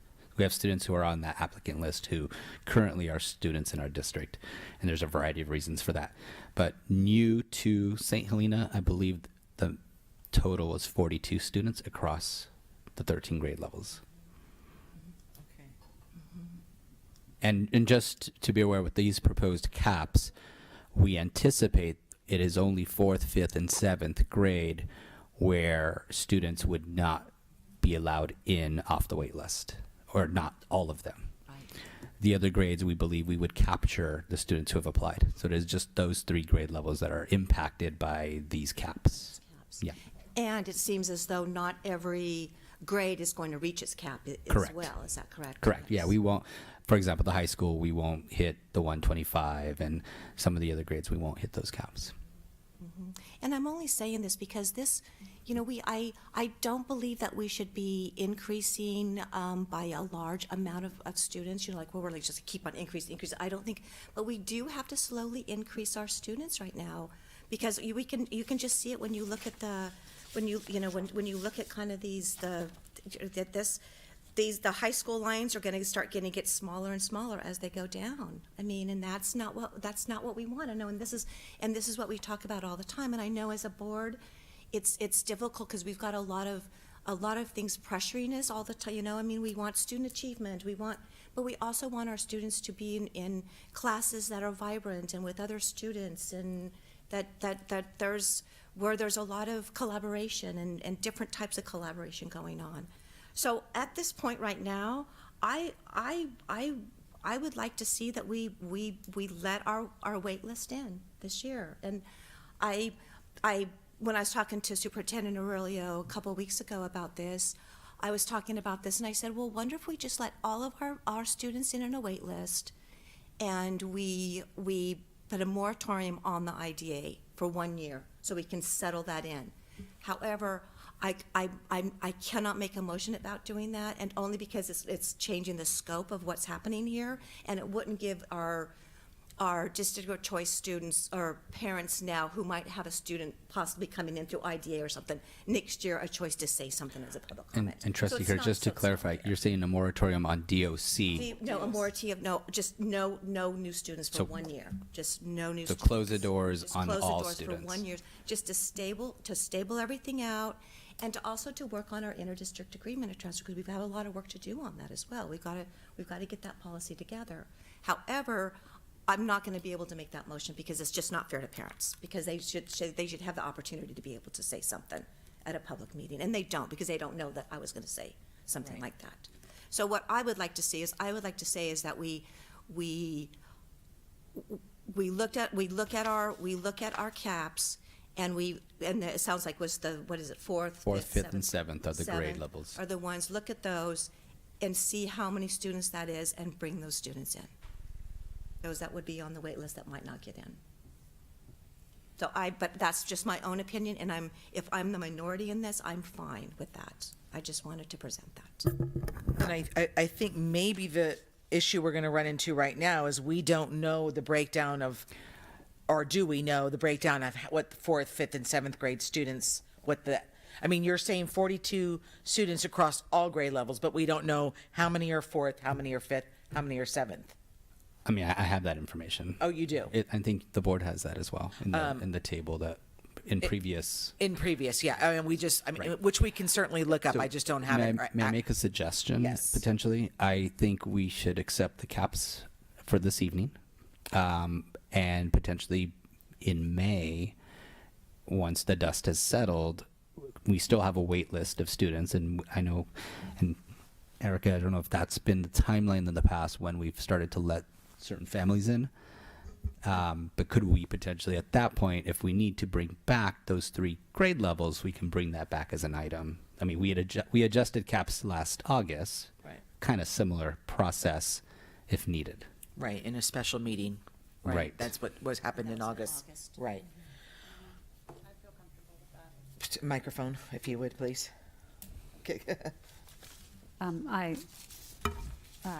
would feel comfortable with what you suggested. So let the dust settle. Yes, please. And then Yes. assess. Yeah, and anybody else is welcome to comment as well. I've already said a couple things, so feel free to say something if you'd like. And Carolyn, you as well. So, I think I'm a little confused. I'm sorry. So, I think Jeannie, you were saying in your opinion, you don't want to go with the caps, but it may be more or less. I'm sorry. No, you're fair. That's fair. That's fair. No, I'm fine with the caps, with the exception of I would like to have the caps in the 4th, 5th, and 7th to include those students that may not get in because the cap has been reached by other students. So for clarification, if I'm looking at grade 7th grade, and we have 12 total applicants, we currently have 7. Currently attending the St. Helena schools is 7, so we would have 5 additional students. You're saying to just accept the current 7 out of the 12? No, 12. The 12. So the 7 we have plus 5 new students. And those 5 do not currently attend the school. That's correct. Okay. I unfortunately will then not need time in May since I understand it more. I support the idea of thinking about the students that are already in our district, but 5 additional students in that incoming 7th grade is something I do not support at this time. yeah, and I think that I know where your philosophy is coming from. I totally understand. I think for me, just finally settling in on some numbers, I'm always the person who always wants to. I like the whole picture of this whole topic, which includes the financial aspect. And that's not to say if 2 more kids are in a 7th grade class, we know there are fixed costs that are always going to be there. The main thing is, do we have to hire more teachers? We probably do not, but we don't have confirmation on that at this particular moment right now, knowing that we don't know. And I'm sorry that I don't have that spreadsheet really in front of me to know what exactly we're looking at. But I think at this point, it might be throwing a little bit of a curveball into the topic of which everybody has met one-on-one. And I know that this is the only time that we can talk about this, and that's what you're supposed to do. But I just don't. I'm leaning towards accepting the caps as they are right now, and I'm willing to revisit in May. I really am, when the dust settles. I kind of like that idea. But I think given the work and the conversations that we know has happened individually, my feeling is to stick with what we've got right now, fully appreciating and respecting where your philosophy is on that, because you make a very valid point that the numbers are decreasing. I'm going to stop right there and let somebody else go. I'm totally willing to revisit. That's how you learn and bring up new ideas, so I'm open to that. I would support these numbers for now, moving ahead. I think as I'm slower to process, I'm thinking through this, but in light of the public comment tonight around, those were all parents from the elementary school and RLS expressing concern on the ability for their children to have differentiated instruction at the higher level. And most of these, I guess it's 4th, 5th, and 7th grade are the ones that are already full, according to these. I guess that would be what I would need to be persuaded that taking on more for those grades would make sense right now. But I completely get that if you bring them in early, then we have that funnel to the high school, so I understand that.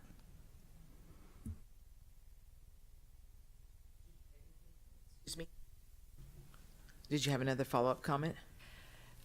No, I think I understand. I do like the idea of revisiting, especially I would hate to see one student has 3 siblings got in and they're, giving families that option. So I think if we could have some flexibility, I really like that idea. Okay. Carolyn, would you care to add anything into the conversation? I definitely see your point, Trustee Kerr. At the high school, it is a very small school, and I mean, that's part of being in St. Helena. I think that having more kids in the classroom does enrich us, but I also really appreciate having one-on-one time with my teachers. I mean, we have amazing teachers as we've seen tonight. I also agree that I think we should vote on the caps tonight, or the board should vote on the caps tonight, but I definitely think it's important to revisit this question of a dwindling student population. Thank you. Can I say one more thing? Yes. I appreciate that the caps have been raised at the high school, and the transition between 8th grade and 9th grade is a very natural experience. And I think that if we continue with DOC or interdistrict, whatever program that we choose, and this has now been made out to the public of what our current numbers are in 7th and 8th grade, that can give families time to plan, to consider applying their child to the high school in a change of district that we haven't had before, because we haven't raised the high school cap to this level. I hope I'm making sense, because I think you are. Yeah. Okay. I'm following. Okay. Yeah. Thank you. So I just want to say that this does give some planning time for parents who would like to see their children in our district and have that opportunity to come during high school too, that it's not just closed off. And I know that it's important to get in with your class and meet the kids and, feel like you're really part of that peer group. But again, that 8th through 9th grade is that natural progression. And so for kids can come in and during that with the proposed caps at 120 and 125, it gives a lot more room for kids to apply to our district then. And you're talking about like kind of future years. Yeah, future years. Yeah, I agree. Yeah, it's just, with the information we received on Monday, I was pleased with so much of it, and the good work and the hard work our teachers and our principals are doing. And some of it was concerning to me. And I really want to use the opportunity for these small class sizes right now, and do that. Thank you. Thank you. So I think if I'm going to kind of summarize on what I'm hearing, Trustee Kerr, is that there's not enough support to modify the motion as it stands right now. That's correct. So I think what we could say is vote what we have and then ask our superintendent to revisit this in May. And I'm going to bring it in April, because looking at the April. Timelines, Okay, we have fine. to make a decision by May 1st. And that gives enough trustees the time to meet with you, get background information, assemble data facts on enrollment and things like that. If everybody's comfortable with that, we're going to move forward with the motion as presented. Okay, that's great. Okay, all right. So is there a motion to approve the adoption of, am I on the right one? Yes. Sorry, 22-35 as presented? I'll make a motion to approve as presented. Carolyn, would you like to cast a vote? Yes. Okay. Is there a second? I'll second. Okay. Ms. Madrigal will conduct a roll call vote. Trustee Wagner? Aye. Trustee Wolf? Aye. Trustee Mora? Aye. Trustee Simon? Aye. Trustee Kerr? Aye. President Pelosi? Aye. Motion carried. Thank you for for the important dialogue. I really appreciate that. Okay, so next is 10B is information adoption of resolution 22-36, support of safe gun storage. Excuse me. And Mr. Aurelio, please. Great, thank you. I'm very excited to be presenting this resolution. As you all are aware, the safety and well-being of our students are at utmost importance. One issue that affects the safety of our youth, both in and out of school, is the accessibility of firearms. According to the Centers for Disease Control and Prevention, the CDC, unintentional firearm injuries are one of the leading causes of death among children in the United States. In light of this, we are proposing a resolution that calls for safe gun storage practices, which would require firearms to be kept secured and out of reach of our youth.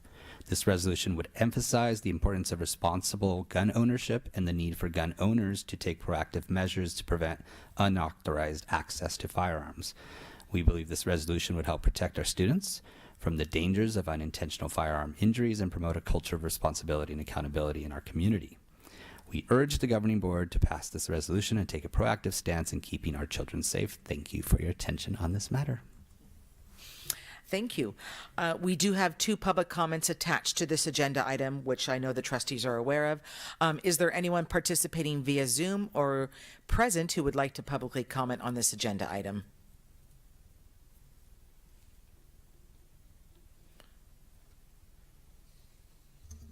President Pelosi, we do have 2 attendees who would like to provide comment. Great. Thank you. Anna, please unmute your mic so you may speak. Thank you. Hi, everyone. Hi. Thank you so much. Hi. Thank you so much for considering a gun safe storage resolution tonight. My name is Anna Shuto, and I'm a mom of 2 kids in our school district. So thank you so much to all of our school teachers and staff that kept the kids safe today. And also, of course, law enforcement. That was scary. There are a lot of texts and conversations that happened with parents today. Gun violence prevention work takes us all working together to have a greater impact. I am on the St. Helena City Council and worked with our local Moms Demand Action volunteers and our police chief to bring the gun safe ordinance to our St. Helena City Council, where it passed unanimously. This resolution you have on your agenda is about doing more in our local communities to make it safer to live with guns in homes. There is an alarming amount of gun violence in our country and an alarming number of guns. I feel deep sadness and anger reading about the 3 Michigan State students who were killed Sunday night. We all live with the steady stream and trauma of gun violence and death. There is no one quick fix, and we know the way we make it better is to keep doing multiple policies and actions that are proven to decrease gun violence. Making sure more people safely store their guns is something that we must do together in our community. That's why I'm so grateful you have this resolution here tonight. The more we talk about safe storage practices and a gun safe culture and educate people on their responsibility and how they actually do it, the better. Gun violence is not just mass shootings. I am terrified about those as a mom, and they are also suicides, accidental deadly shootings, often by children who find unlocked guns at homes, and the wrong person getting their hands on a gun too easily when they should not be able to. Gun purchases, accidental shootings, and suicides have all increased since the pandemic. Passing gun safe storage ordinances and resolutions in our schools will save lives and make sure gun owners are responsibly storing their guns by increasing the accountability for gun owners. Gun violence is something that causes generations of trauma and pain. I have lost 2 cousins and a friend when I was at Healdsburg High School, all of whom I loved very much, to gun suicide. I think often about what would have been if they'd not have been able to access those guns so easily. When my son was in the 2nd grade, his classmate's mom lost her life in the Yountville shooting murder suicide. We had that recent scare before today in St. Helena when gunshots were reported near one of our schools. It's these scares like we went through where we have a deep fear of wondering if we're going to be the next community with unspeakable tragedy. Gun violence is personal and it affects too many of our families. We have to keep working until we end gun violence. Passing this resolution is one step that I hope you take tonight. I know you're going to. So I really just want to say thank you for all that you do. I really, really appreciate it. Thank you. One more, correct? Okay. Elsie, please unmute your mic so you may provide comment. Hi, I'm Elsie Arisman. I sent in a public comment. I just wasn't sure if it got through, and this is so important that I wanted to be sure that I could speak to y'all tonight. I am so proud of you, of St. Helena Unified, for this proactive step of addressing the importance of safe gun storage. I am a volunteer with Napa Valley Moms Demand Action for Gun Sense in America, and the mother of a 1st grader. Unfortunately, gun violence is the leading cause of death for American children. And in 2020, gun suicide among children 17 and under reached the highest rate in more than 20 years. Safe storage saves lives. I know no one likes to talk about it, but it's also true that 80% of school shooters get their guns from home or from a friend's home when an adult fails to secure their firearms. So normalizing conversations around gun safety is an important step in keeping our community safe. I applaud your efforts and encourage you to pass this resolution supporting safe gun storage. Thank you. Thank you. Thank you both for your public comment. Is there any other additional public comment? No? Trustees, any questions about this agenda item? I want to thank the two speakers that just came on, and I also want to ask or get have the district think about how we can normalize language around gun safety. We don't have to talk about what the district is already doing, but the way that we have cyber safety discussions with kids and discussions with parents, how can we have those same type of discussions with our students and our parent community around gun safety, especially now that we will be approving this safe gun storage resolution. I feel like there needs to be kind of more than just the resolution tonight. Some thoughts. Okay, thank you. Any other comments or questions? No? Okay. All right. Is there a motion to approve the adoption of Resolution 22-36 as presented? Motion to approve. Motion to adopt a resolution to support safe gun storage. Okay. Carolyn, would you like to cast a vote? Yes. Okay. Is there a second? I'll second. Ms. Madrigal will conduct a roll call vote, please. Trustee Wagner? Aye. Trustee Wolf? Aye. Trustee Mora? Aye. Trustee Simon? Aye. Trustee Kerr? Aye. President Pelosi? Aye. Motion carried. Thank you. Item 11A is the presentation of the 2022-23 St. Helena Elementary School Site Strategic Plan. Dr. Carmen Emery, please.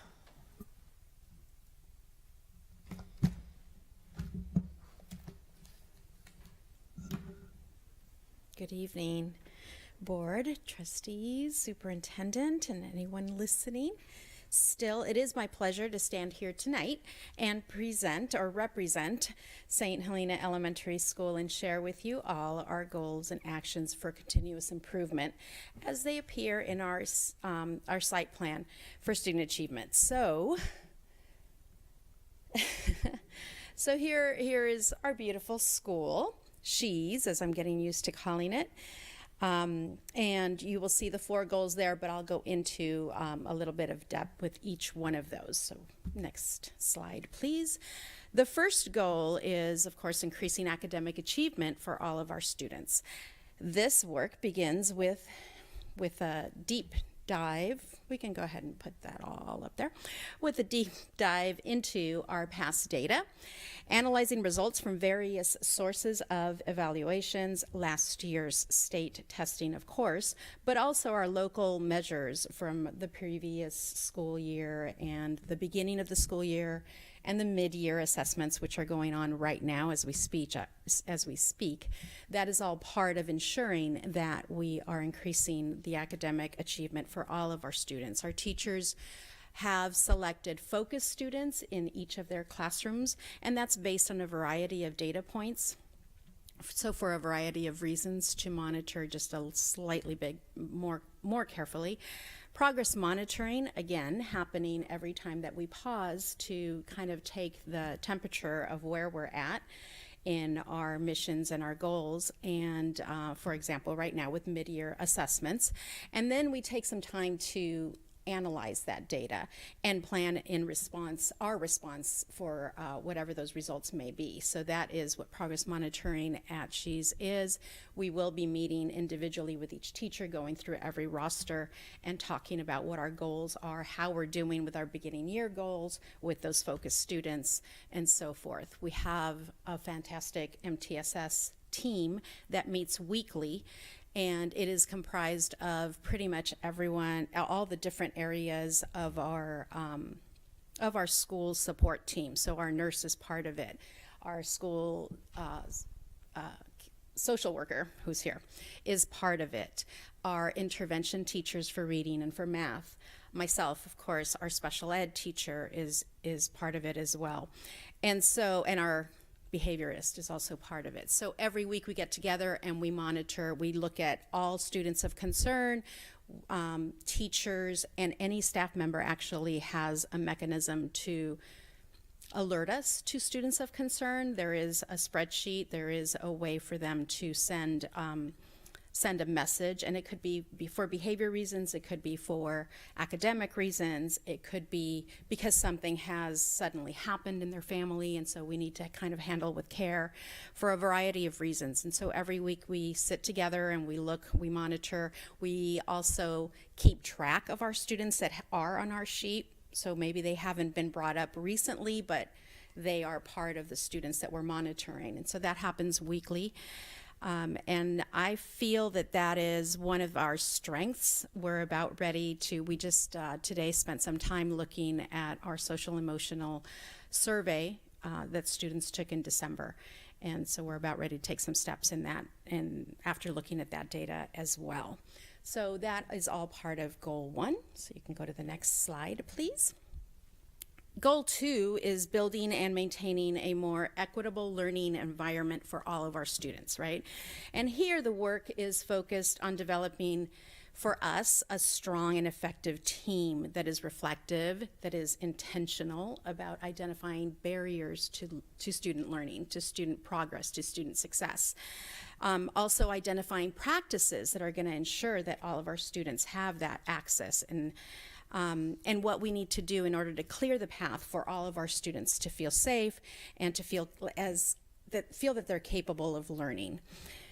The social emotional learning at our school is a big part of that, of course, and so there's lessons, there's class meetings that happen on a daily basis in our classrooms that ensure that our students are talking about their feelings, learning to talk about their feelings, and learning also about resolutions. How do we resolve conflicts? How do we get out of basically a funk in a day? We're starting off a day bad. Your whole day does not have to be bad. Let's talk about what are some things you can do to improve on your day and things like that. So our teachers have a series of lessons that they go through, and we dedicate a minimum of 10 minutes a day in the mornings for that, and then throughout as needed after that.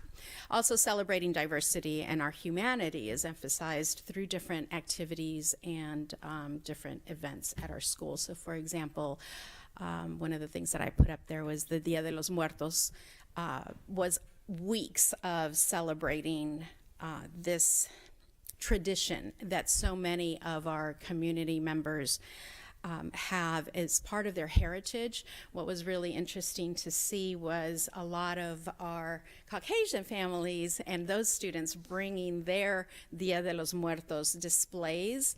And it was amazing to see the participation and that kind of empathy, that kind of, oh, I can join in on this with you. I think really made some of our other students, our Hispanic students, feel very accepted and recognized. Let's move to the next slide. Goal 3 is about expanding engagement within and throughout our school community. So very excited about our new little mini student council that just got started in January. That is an opportunity to build student leadership, and it increases also our student voice and our school spirit. So it's going relatively well. Our students want to fix so many things, like they want, of course, to get rid of any kind of dress code and expand recess. So it's a progress, a work in progress, trying to convince them that's not your job. Your job is to build school spirit and maybe help us do something for our community, a way of giving back. So I keep reminding them those are your 2 areas of influence as a student council representative. But it is going very well. We did the same thing that I think you were mentioning about wearing red, wearing pink, all those kinds of things, wearing hearts for Valentine's Day. Today was Sports Day, and trying to measure that spirit. Students are really enjoying being a part of that and contributing to those ideas. You also heard about our therapy dogs, that we have now 4 of them, and there's a picture of exactly what they do. It really is astonishing. It is research-based that these dogs do help our students, but they sit there and they read to the dogs, and periodically for different reasons and different times, because like I said, some of these dogs come 2 days a week and they alternate. Cooper is the only one that is there almost all the time. But our students do really enjoy that. Sometimes they're shy about their reading, they're not motivated, and being able to have a few minutes just to sit with the dog and read to the dog, it really encourages them. And it also helps, the dogs also help when our students are feeling anxiety, when they're feeling stressed, when they've just gotten into an altercation with another student maybe, and they're a little agitated. They can go and sit with the dog and pet him a little bit. It does wonders at our school. So we're very fortunate to have that. Another piece that is helping with this particular goal is very proud of my collaboration with the primary school in bringing in these principal coffee chats, and we're also doing Spanish-speaking Zoom meetings later in the evening. Our participation rate is really increasing from month to month. Our parents are really appreciating. It's really nice. The coffees alternate from the primary school to the elementary school every month, and our parents are going to the other school even if they don't have children there. So it really is helping. It's very nice to see our parents also feel that their voice matters even at that level. So it's very, very encouraging.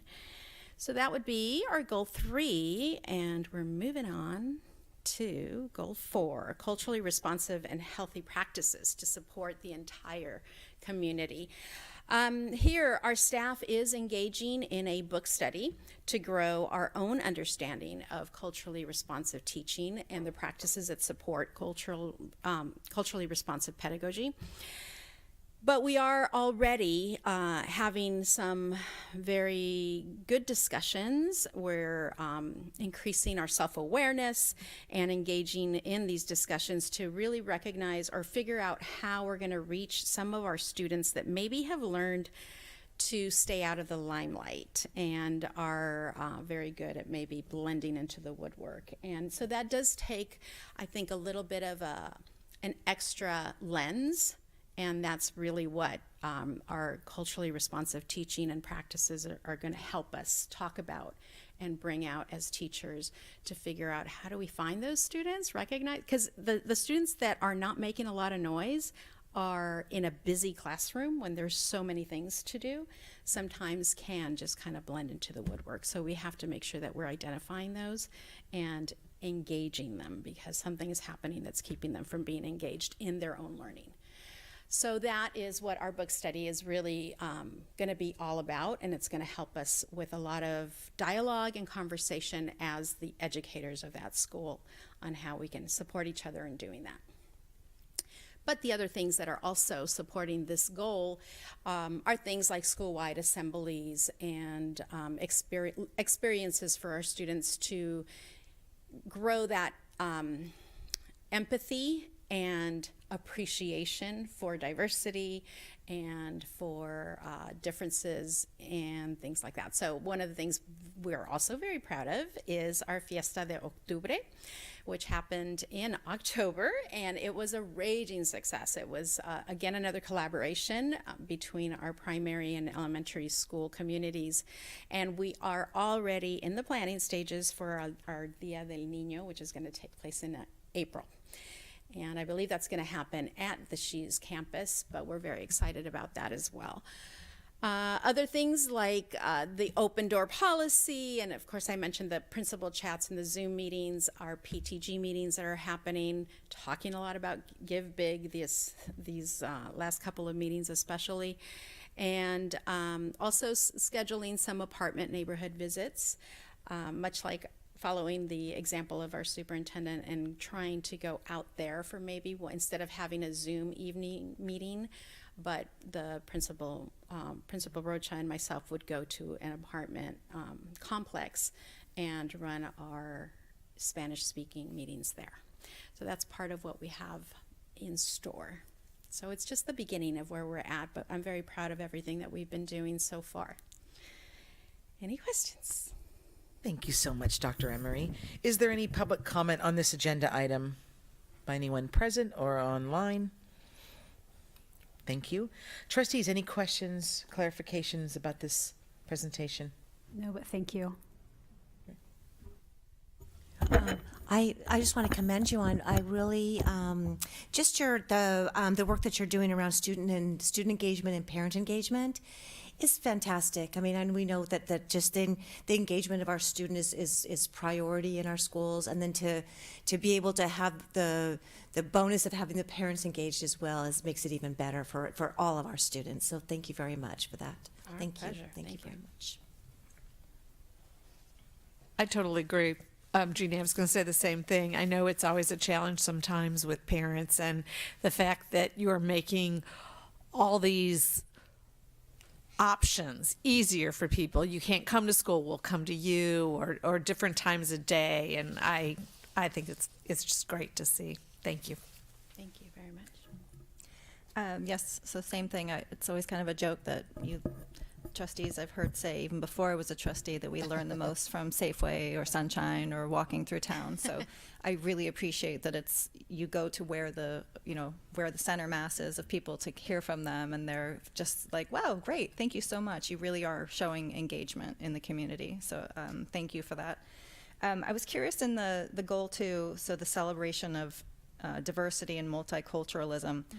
Are there other cultures? So I know we have other cultures within that elementary school and all across our schools. Are there others that are already incorporated we didn't hear about, or that we could expand? I think one of the things that's always another joke is there's a St. Helena bubble with two cultures. Yeah. How do we really expand the minds of our students so when we go out into this big wide world, it's like, oh yeah, I know that. So right. Well, we do want to do definitely more of that, but I can give you an example. Having a third grade teacher here with us from SHUSD, one of the projects that we did in our third grade was our students all were assigned a different, I think it was not a Christmas holiday, but a winter holiday to read about, and then they became experts. So whether it was Kwanzaa or whether it was Chinese New Year, they became experts according to what they were reading, and they created their presentation, and then they got to share those with their friends and their peers in those classes. And those presentations were pretty impressive. It involved a lot of reading, and so research in third grade, and then they had a written report, and they had a PowerPoint presentation that they did. And they were so engaged in and learning a lot about different cultures and traditions and things like that. So that's wonderful. Thank you. Things like that. I just wanted to commend you for encouraging your students to be proactive about their school experience through the mini student council. I mean, it's really great to see at such a young age, and I hope that it follows through at the high school level, because we definitely want to see more of that, and the leadership qualities that you foster in elementary will serve them for the rest of their lives. So thank you. Thanks. Well stated. And I was going to say one question is the student council 5th grade? It's the whole school? Okay. Yes. Okay. 3rd, 4th, and 5th. And right now we have representatives from every classroom. So we have student classroom representatives. Next year we are going to do an executive board where there will be like a school president and things like that. Okay, That's why great. This year it's only a mini. Yeah, got it. Okay. Yeah, baby steps, right? Growing steps. Again, I can confidently say ditto to what has been said here.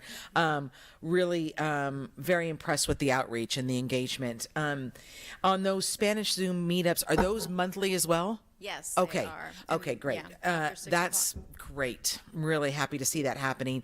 And a big thank you for the apartment neighborhood visits. I'm I agree about going to where your parents and your families are, and it just kind of made me think back to my RLS days. And actually, I'm looking at Mary Ellen, when you would hold the parent group meetings at Stonebridge, and the attendance was absolutely phenomenal because she scheduled them at a time where they were, and it made it easy. And I was like, that seemed like, wow, why didn't I think of that kind of thing? So congratulations on doing that, because I know that's super important for all of our families. So thank you. Absolutely. Okay. Anything else for Dr. Emery? No. Okay. Thank you. Thanks for your time. Appreciate it. Okay, moving on to 11B, consideration and approval for the 2021-22 school accountability report cards. Mr. Heller, I believe, correct? It is I. Thank you. Good Yes. evening. Good evening. In support of the local control accountability plan, schools and school districts are annually required to complete the school accountability report card known as the SARC. And we're required to post these on the district websites no later than February 1st each year for the prior year. Within each individual SARC, data pieces are related to demographics, standardized test scores, curriculum, Williams Act compliance data, and some related financial information. While it's a standalone document for approval, the information contained in each individual SARC is in support of the overall vision and mission of our LCAP. So I'd ask that you approve all 4 of them at this time this evening. Thank you. Is there anyone participating via Zoom or present who wishes to publicly comment on this agenda item? Trustees, any questions about this agenda item? Okay. Is there a motion to approve the 2021-22 school accountability report cards as presented? I'll make that motion. Carolyn, would you like to cast a vote? Yes. Okay. Is there a second? I'll second. Ms. Madrigal will conduct a roll call vote. Trustee Wagner? Aye. Trustee Wolf? Aye. Trustee Mora? Aye. Trustee Simon? Aye. Trustee Kerr? Aye. President Pelosi? Aye. Motion carried. Item 11C, consideration of approval of extended school year. Mr. Heller as well, please. Yes, again, so per California Code of Regulations 3043 and the Individuals with Disability Act, known as the IDA, the school district must provide an extended year program for special education students for a minimum of 20 instructional days, including holidays, beyond the regular school year. However, new legislation permits local school boards to have the autonomy to reduce the number of school days to meet the requirements of the program. So tonight, the district staff is proposing that we reduce our 20-year, that's a long summer school, about 20-day requirement down to 14 days to align with our summer school offerings that we're going to provide for our regular program. This consolidates all of our services and the timeline for this program to be conducted at the end of June, from the first Monday after school ends through the Friday, I believe it's the 28th, prior to the 4th of July holiday. Typically, starting in July, around the 4th of July holiday, we start to lose students in the program and the attendance begins to wane as families go on vacation. The high school will continue to operate their summer program that would involve credit recovery through July, so they would be unaffected by this. But the high school extended school year program would truncate on the 28th of June. So within that, we would run a little bit longer of a school day to meet the minimum hours. So in the past, we used to have a 4-hour extended school year day, and we're proposing a 5 and a 5.5 school day for those 14 days, so we can meet the hour requirement. This program has been discussed and negotiated with both unions and is presented tonight for your approval. Thank you. Is there anyone participating via Zoom or present who wishes to publicly comment on this agenda item? No? Okay. Trustees, any questions about this agenda item? Okay. Is there a motion to approve the extended school year waiver request as presented? I'll approve it as presented. Okay. Carolyn, would you like to cast a vote? Yes. Okay. Is there a second? I'll second. Thank you. Ms. Madrigal will conduct a roll call vote. Trustee Wagner? Aye. Trustee Wolf? Aye. Trustee Mora? Aye. Trustee Simon? Aye. Trustee Kerr? Aye. President Pelosi? Aye. Motion carried. Item 12A, consideration and approval for revised social worker job description. Mr. Heller, please. Yes, about 2 years ago, our community liaison at the time announced her retirement at the end of that school year. And one of the ideas that Mary Allen continued to discuss with me is that the district really had a need for a social worker. So that spring, we developed a job description titled Social Worker Community Liaison, which was board approved and filled by our current candidate, Roxana Plancarte, who's in the audience. The original goal in that job, since we hadn't had a job like that in the district before, was to allow her about 2 years to do the job and then come back and provide us feedback in terms of the job description of things that fit and things that didn't fit, because we just created the job description from other districts and didn't really have a sense of the needs of our district in comparison to theirs. With the announcement of Mary's retirement, that timeline moved up very quickly because I wanted to make sure Mary provided the input on and Roxana's consultation into the job description, and we felt it was appropriate to bring tonight for immediate implementation. You could see the items in red. We want to change the title, District Social Worker and Student Wellness Coordinator, and drop the Community Liaison part, as we feel it's kind of no longer needed. It was the job has really changed in many ways, so we feel like Community Liaison provided a lot of connections to the way the job was in the past, and that might have confused staff and some parents who felt that the job should have been similar to the way it was. So the items in red, the bullets in red, kind of show the essential responsibilities for the job description as amended. And Mary and I did sit down with Roxana and go over this with her, and she's in full support of these changes. So I'd ask that you approve that this evening. Thank you. Is there anyone participating via Zoom or who is present who wishes to publicly comment on this agenda item? No? Trustees, any questions about this agenda item? I do. Based on the discussion that we had prior to the meeting, I'd like to know about any sort of revision that you made. It doesn't appear to be. Mr. Heller, I think there was the one revision. Is that showing? Oh. It begins with assists administration. Yes, it's right there at the line. They're primarily focused. Okay. Yeah, it's amended. Okay. It has been amended. I'm sorry. Okay. Yeah, we wanted to make sure that the language didn't come across as exclusionary to any other group. Thank you. Yeah. Correct. Thank you so much. Anyone else? Okay. Is there a motion to approve the revised job description for the social worker position as presented? I'll make that motion. Is there a second? I'll second. Okay. Miss, was that Laura? Okay. Miss Madrigal will conduct a roll call vote, please. Trustee Wolf? Aye. Trustee Mora? Aye. Trustee Simon? Aye. Trustee Kerr? Aye. President Pelosi? Aye. Motion carries.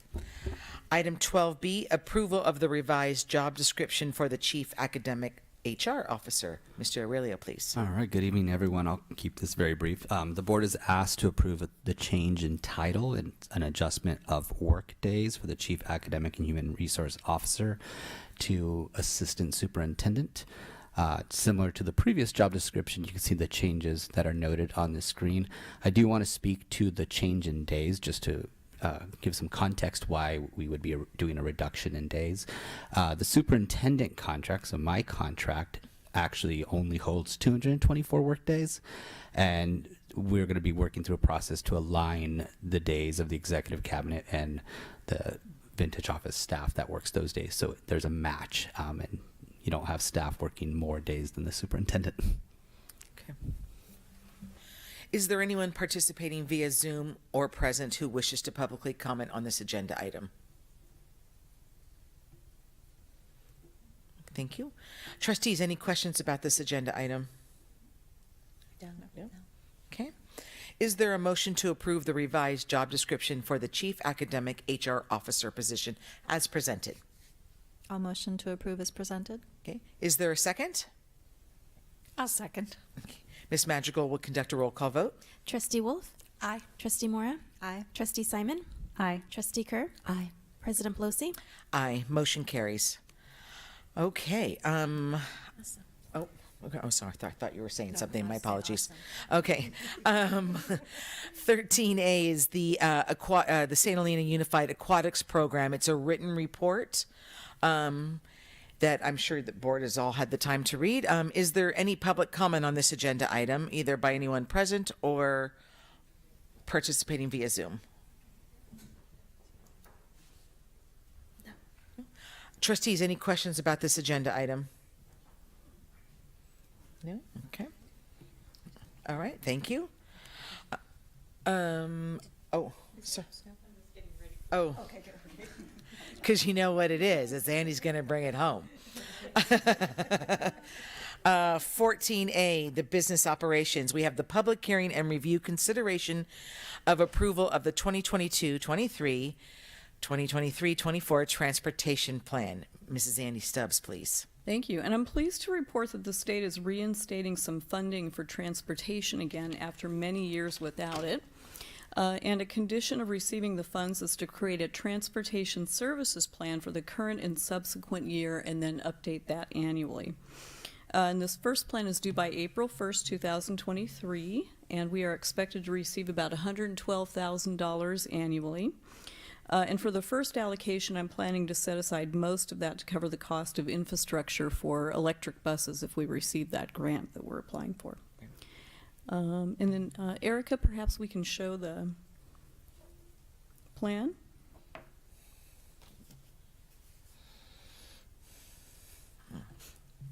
And then if we can cursor all the way up to the top.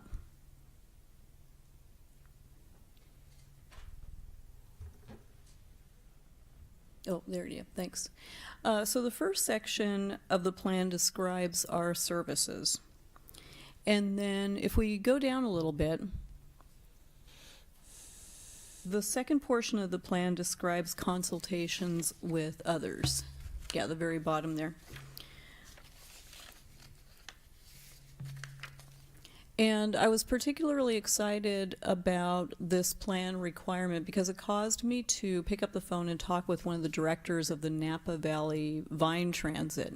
And so she and I had a good conversation about how we can better serve students with regard to transportation. And so she wants me to review and provide feedback on the on-demand shuttle that they offer. They do offer a morning and an afternoon shuttle.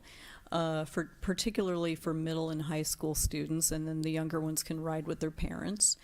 So she wanted me to review those times and just make sure that they align with our times.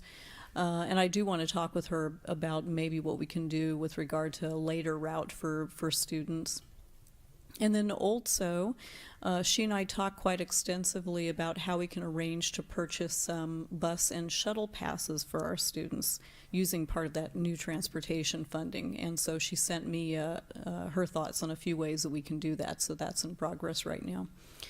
So I was really kind of excited about that requirement embedded in this plan because it caused me to, collaborate a little bit more closely with the Vine Trail Transit. We're going to post all this information on our website too for parents. And so this plan covers the current year and the next year, and then after that we just have to do annual updates. And with that, I would ask the board to approve the transportation services plan. Thank you. Excuse me. We do need to hold a public hearing for that. So a public hearing will be held, and it will need to be open for at least 1 minute. So get my gavel ready. The public hearing for the 2022-23 and 2023-24 transportation plan is now open at 8:13 p.m. Comments during this public hearing should be limited to the 2022-23 and 23-24 transportation plan. It is our goal to hear from all who wish to be heard. We now invite members of the audience to address the Board of Trustees on the budget only. Thank you. Good evening, everyone, and thank you for being here and serving our community. I think it's great they're going to give us $112,000, and you're going to set that aside so we can charge some buses. I wonder, is Calistoga in line to get some of those same buses, and maybe there might be some type of shared arrangement so we could have one charging station that could be shared by both? Is there some way to have a scalable thing for that, or is that they're too far apart and just wouldn't make logistical sense? I don't know. I just was sitting down and thought maybe that's something we could think about. Anyway. Okay. Thank you. Thank you. It's my understanding, just to clarify as well, that for public comment, just so for your information, that we are prohibited from engaging in a dialogue on a question. So for those kind of questions, you can feel free to email our CBO, and she can answer questions for you. Mm-hmm. The governing board has heard comments and concerns, and we thank you very much for your input. The public hearing is now closed at 8:15 p.m. Trustees, do you have any questions about the 22-23 and 23-24 transportation plan? I don't, but I love the idea of using the on-demand shuttle more. I actually looked at their, it looks like it's St. Helena city limits only. So I didn't know if there were ways to expand, since our RLS and specifically high school does go up into Angwin. So, and actually Berryessa may be stretch, but, and then I don't know if there are other alternatives for Angwin routes. Probably not, but something other than a big school bus. I'm always looking at that, indeed, yeah. And would that, just clarify, that part of transportation is for like after hours, not the normal school day, using the on-demand? Like if you participate in after-school activities, you would be able to use that to get home, or? Well, the city's on-demand service does have a morning and an afternoon route, but I do want to talk with her and see if there's any, just to learn more about it and see if there's any way that they can better help to support our students with later transportation needs. And Andy, in regards to charging stations, what is the thought about the locations of the charging stations? So we identified our maintenance yard as the best location for a charging station if we are to obtain electric buses. Yeah. Trustee Kurd, did you have anything? No? Okay. No, I have questions. Thank you, as always. You are always creative about our transportation, and I really appreciate you looking at different things. Very interested about the pass for our students, because I think something like that would increase ridership, quite honestly. I don't think that shuttle is utilized to its full potential by the community even. So it'd be great if it could be utilized, certainly by our students. I think that was I think that was it. Carolyn, did you have something? Okay. All right. Okay. Is there a motion to approve the 22-23 and 23-24 transportation plan as presented? Motion to approve. Carolyn, would you like to cast a vote? Yes. Okay. Is there a second? I'll second. Miss Magical will conduct a roll call vote. Trustee Wagner? Aye. Trustee Wolf? Aye. Trustee Mora? Aye. Trustee Simon? Aye. Trustee Kerr? Aye. President Pelosi? Aye. Motion carried. Item 14B is review and consider approval of the Arts, Music, and Instructional Materials Discretionary Block Grant Expenditure Plan. Miss Andy Stubbs again, please. Thank you. And Erica, if we could pull up that. Oh, thank you very much. So this was another plan that I was actually really excited to write, being a former music teacher. And so it was very exciting to learn that the governor is providing school districts a one-time block grant for arts, music, and instructional materials. And so I worked with Mary Allen and a little bit more indirectly with the visual and performing arts teachers and the world language teachers to develop the required plan. And we are slated to get about 400 and, let's see, the total's up there. 489, almost 490,000, and this is one-time only money. And so what we did was we put out a request, and we met with, Mary Ellen met with the committees, and we received a long list of all the wishes and desires of our VAPA and world language teachers. And so the plan that you saw before is kind of the overarching plan, and that just gives you a high-level picture of what some of the interests are in terms of instructional materials and professional development and equipment and supplies and so forth. And then this is a more detailed list, and what I was really excited about was that we were to meet all of the needs that were presented to us, and then some, which was very exciting. The items that are shaded in pink there are things that would be very appropriate to shift over to the governor's proposed Prop 28 ongoing money for arts, music, and art and music. And these are more service, things that are related to service or staffing. In fact, the governor reduced the amount of funding associated with this grant so that he could fund the ongoing Prop 28. And that will be approximately $166,000 for us district-wide. And for the Prop 28 funding, the site principals are going to be required to develop the plan for how they will spend those dollars. And so I've really been looking at all this work in alignment with some of the work that I'm doing with the PTG and with the foundation on establishing some clear guidance and criteria for who funds what with regard to enrichment and enhancement, and trying to take kind of a 3-year look at all this in a holistic way. And so with this particular plan, there's not a deadline for approval. We have until June 2026 to spend the funds, but we can't spend the funds until we do have board approval on the plan. And so with that, I would ask the board to approve the plan for the arts, music, and instructional materials block grant this evening. Thank you. Is there anyone participating via Zoom or present who wishes to publicly comment on this agenda item? No. Trustees, any questions or clarifications needed about this agenda item? No?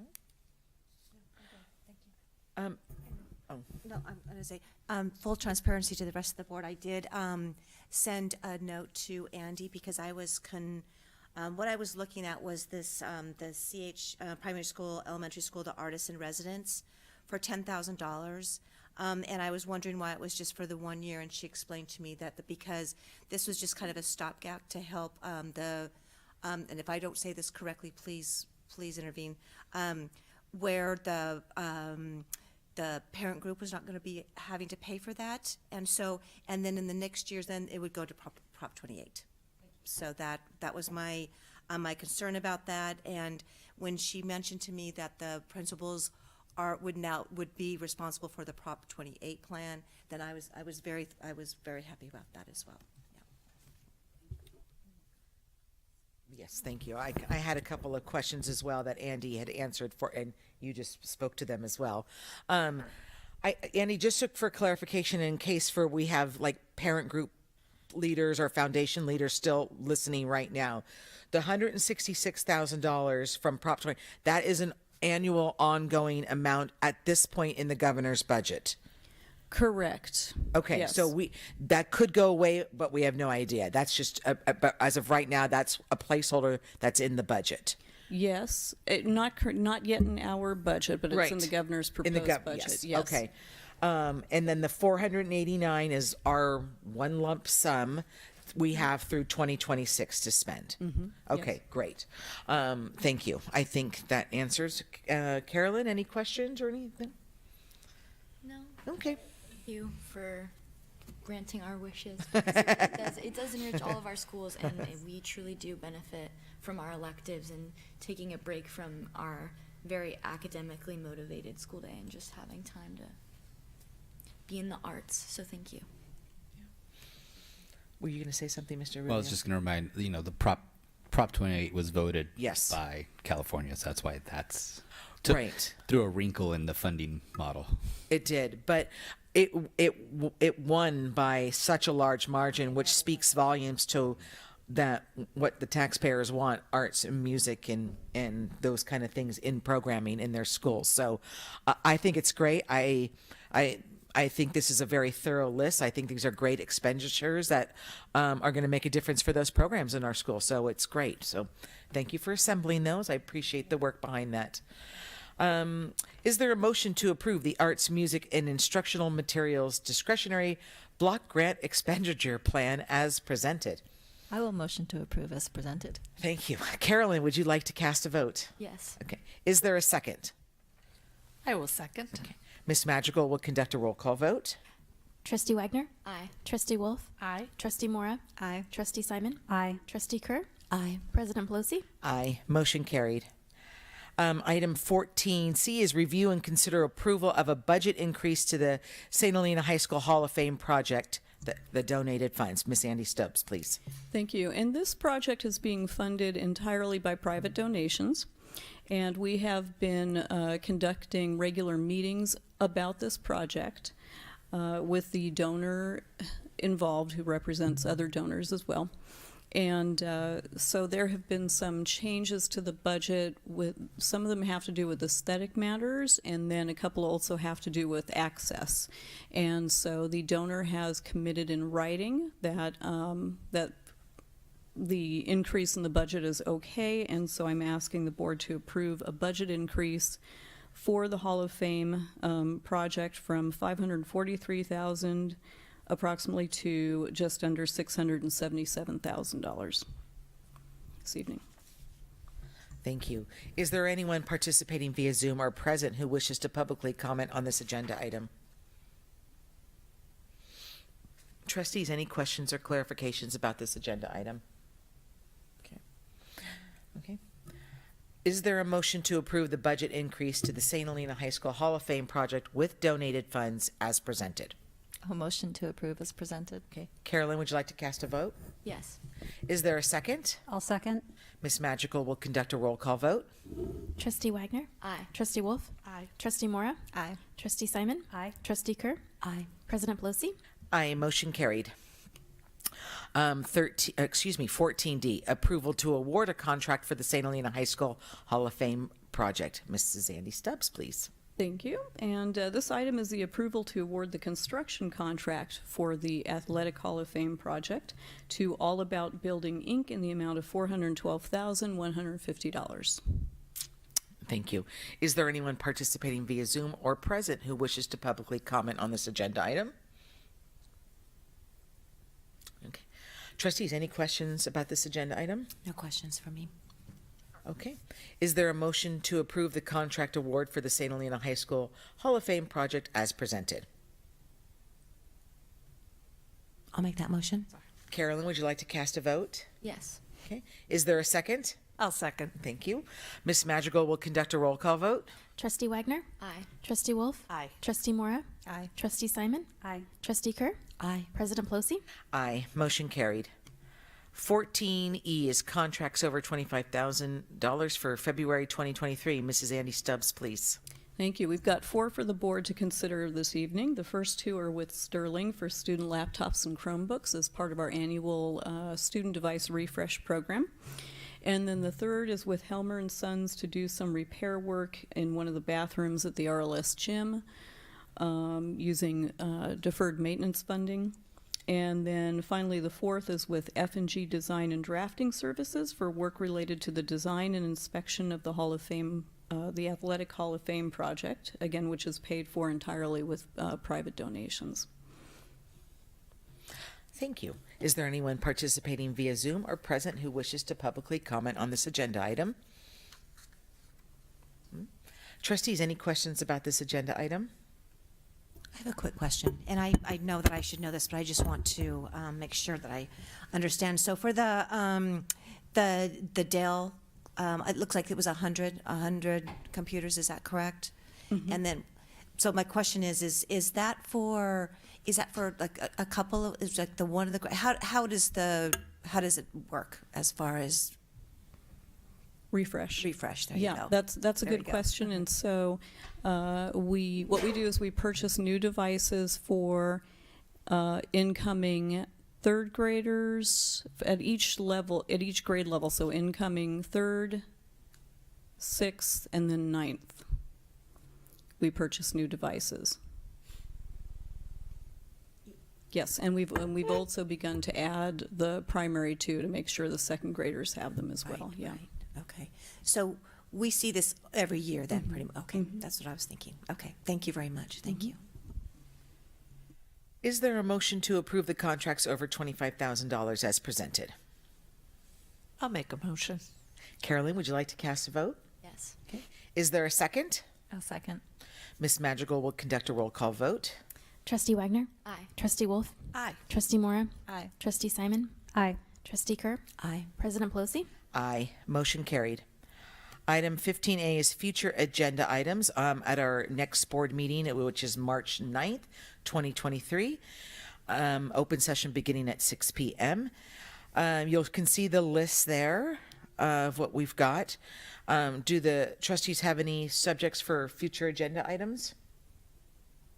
Yeah, I have a couple of questions. My first one is based on the comments made during open comment from the January meeting about concerns about cell phone use on campus. Is it there? It's supposed to be on here. Okay. We're going to add that for this meeting coming Wonderful. up. Okay, then don't need to talk about that. Perfect. Thank you. And then I'm also thinking about the open comments, the comments that were made tonight about during open comment. I'm sorry, I cannot talk today. It's been a long, surprising day. And it's, okay. So, and I'm curious, I'd like to hear from the other board members about, should we review how differentiation occurs at each campus? How should we discuss this or hear from the district or hear about the good things that are happening in regards to differentiation on each campus?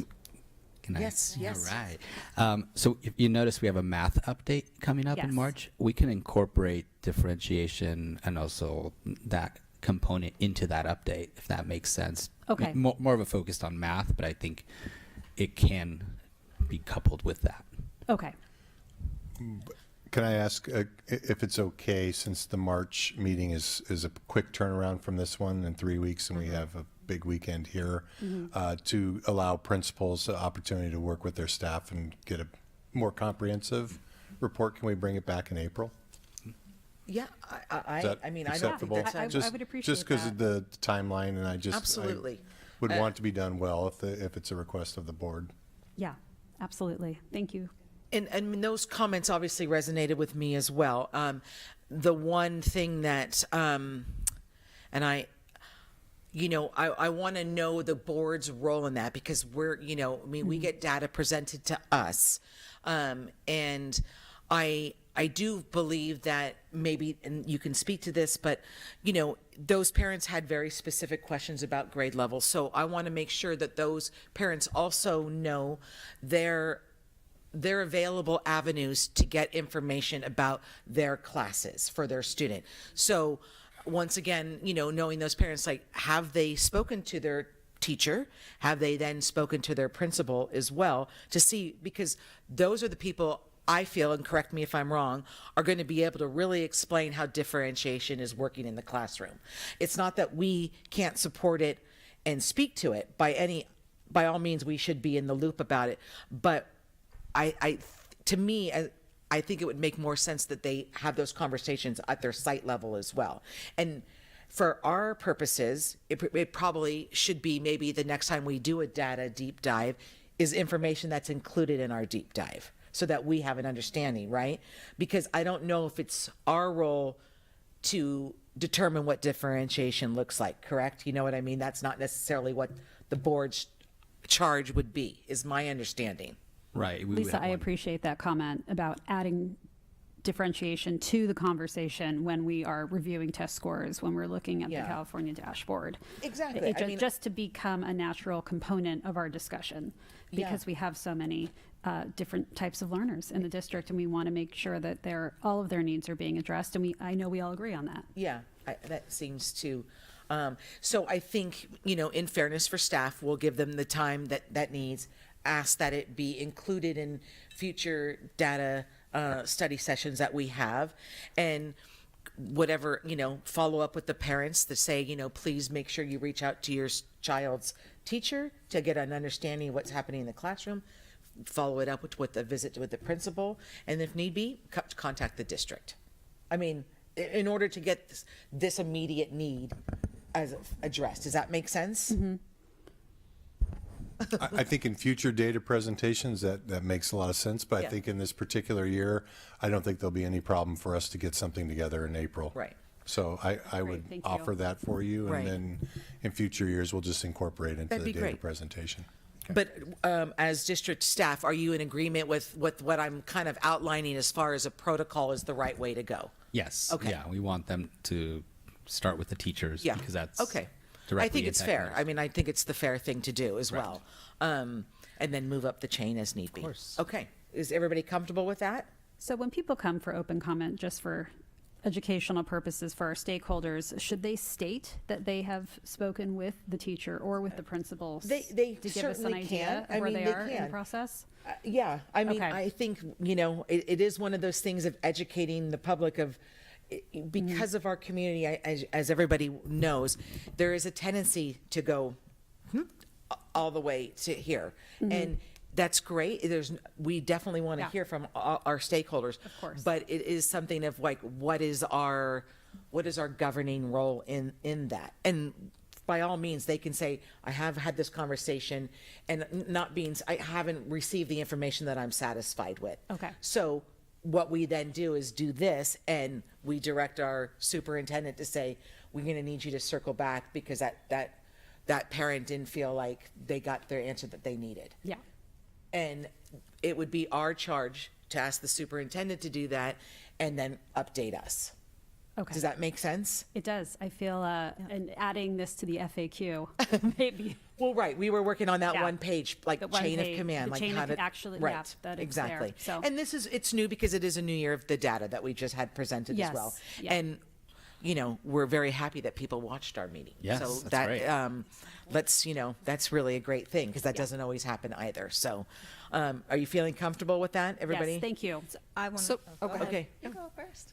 Just to clarify, quick question. So, a couple comments were brought up about creating more activities, more diverse activities, math club, et cetera, et cetera, et cetera. Now, I thought they were wonderful ideas. So, where does that fall? Will that be taken to another? I know we're not going to go create math club, us, Right. but how do we help to make sure these ideas are further explored in their interest? So you would schedule a meeting with the superintendent and then talk that out a little bit more. And if something by naturally, you can ask that it be put on the agenda, a future agenda for the board to talk about. Again, if it's the board, correct me if I'm wrong. I would say this is a perfect opportunity to plug our March 1st LCAP forum for community. So will someone follow up with these parents and say, I guess that's what it is? I mean, yeah, I understand if they come, but they've already made their comment. Is there going to be follow up with these parents? we'll follow up with them. Okay, great. Yeah, sorry, I didn't say that very eloquently. No, and I but, probably mean, wasn't asking the right question. No, you were. It's just, it is one of those kind of things, is just knowing where our role lies and all Right. of that. And that's a great plug for that LCAP. Great. Yeah. Yeah. You were I was actually going to specifically ask if you could follow up with each of them, have the conversation, because I guess it takes a lot of guts to come and say your name, your child's name. Sure. So it's, I guess I would assume that there has been a conversation if they're coming here. That's probably a bad assumption, but I would like the direct contact and then follow up with each school site where there seems to be some concern and what could be done. We can definitely do that. Okay, great. Thank you. Okay, thank you for that conversation. Okay, so we'll move on to 16A, which is the adjournment. Is there a motion to adjourn the meeting? I'll make a motion to adjourn tonight's meeting. Carolyn, would you like to cast a vote? Yes. Is there a second? I'll second. Ms. Madrigal will conduct a roll call vote. Trustee Wagner? Aye. Trustee Wolf? No. Oh, I'm sorry. I meant aye. Trustee Mora? Aye. Trustee Simon? Aye. Trustee Kerr? Aye. President Pelosi? Aye. Motion carried. Meeting adjourned at 8:38 p.m. Thank you, everybody, for being here. I don't want to go home. No.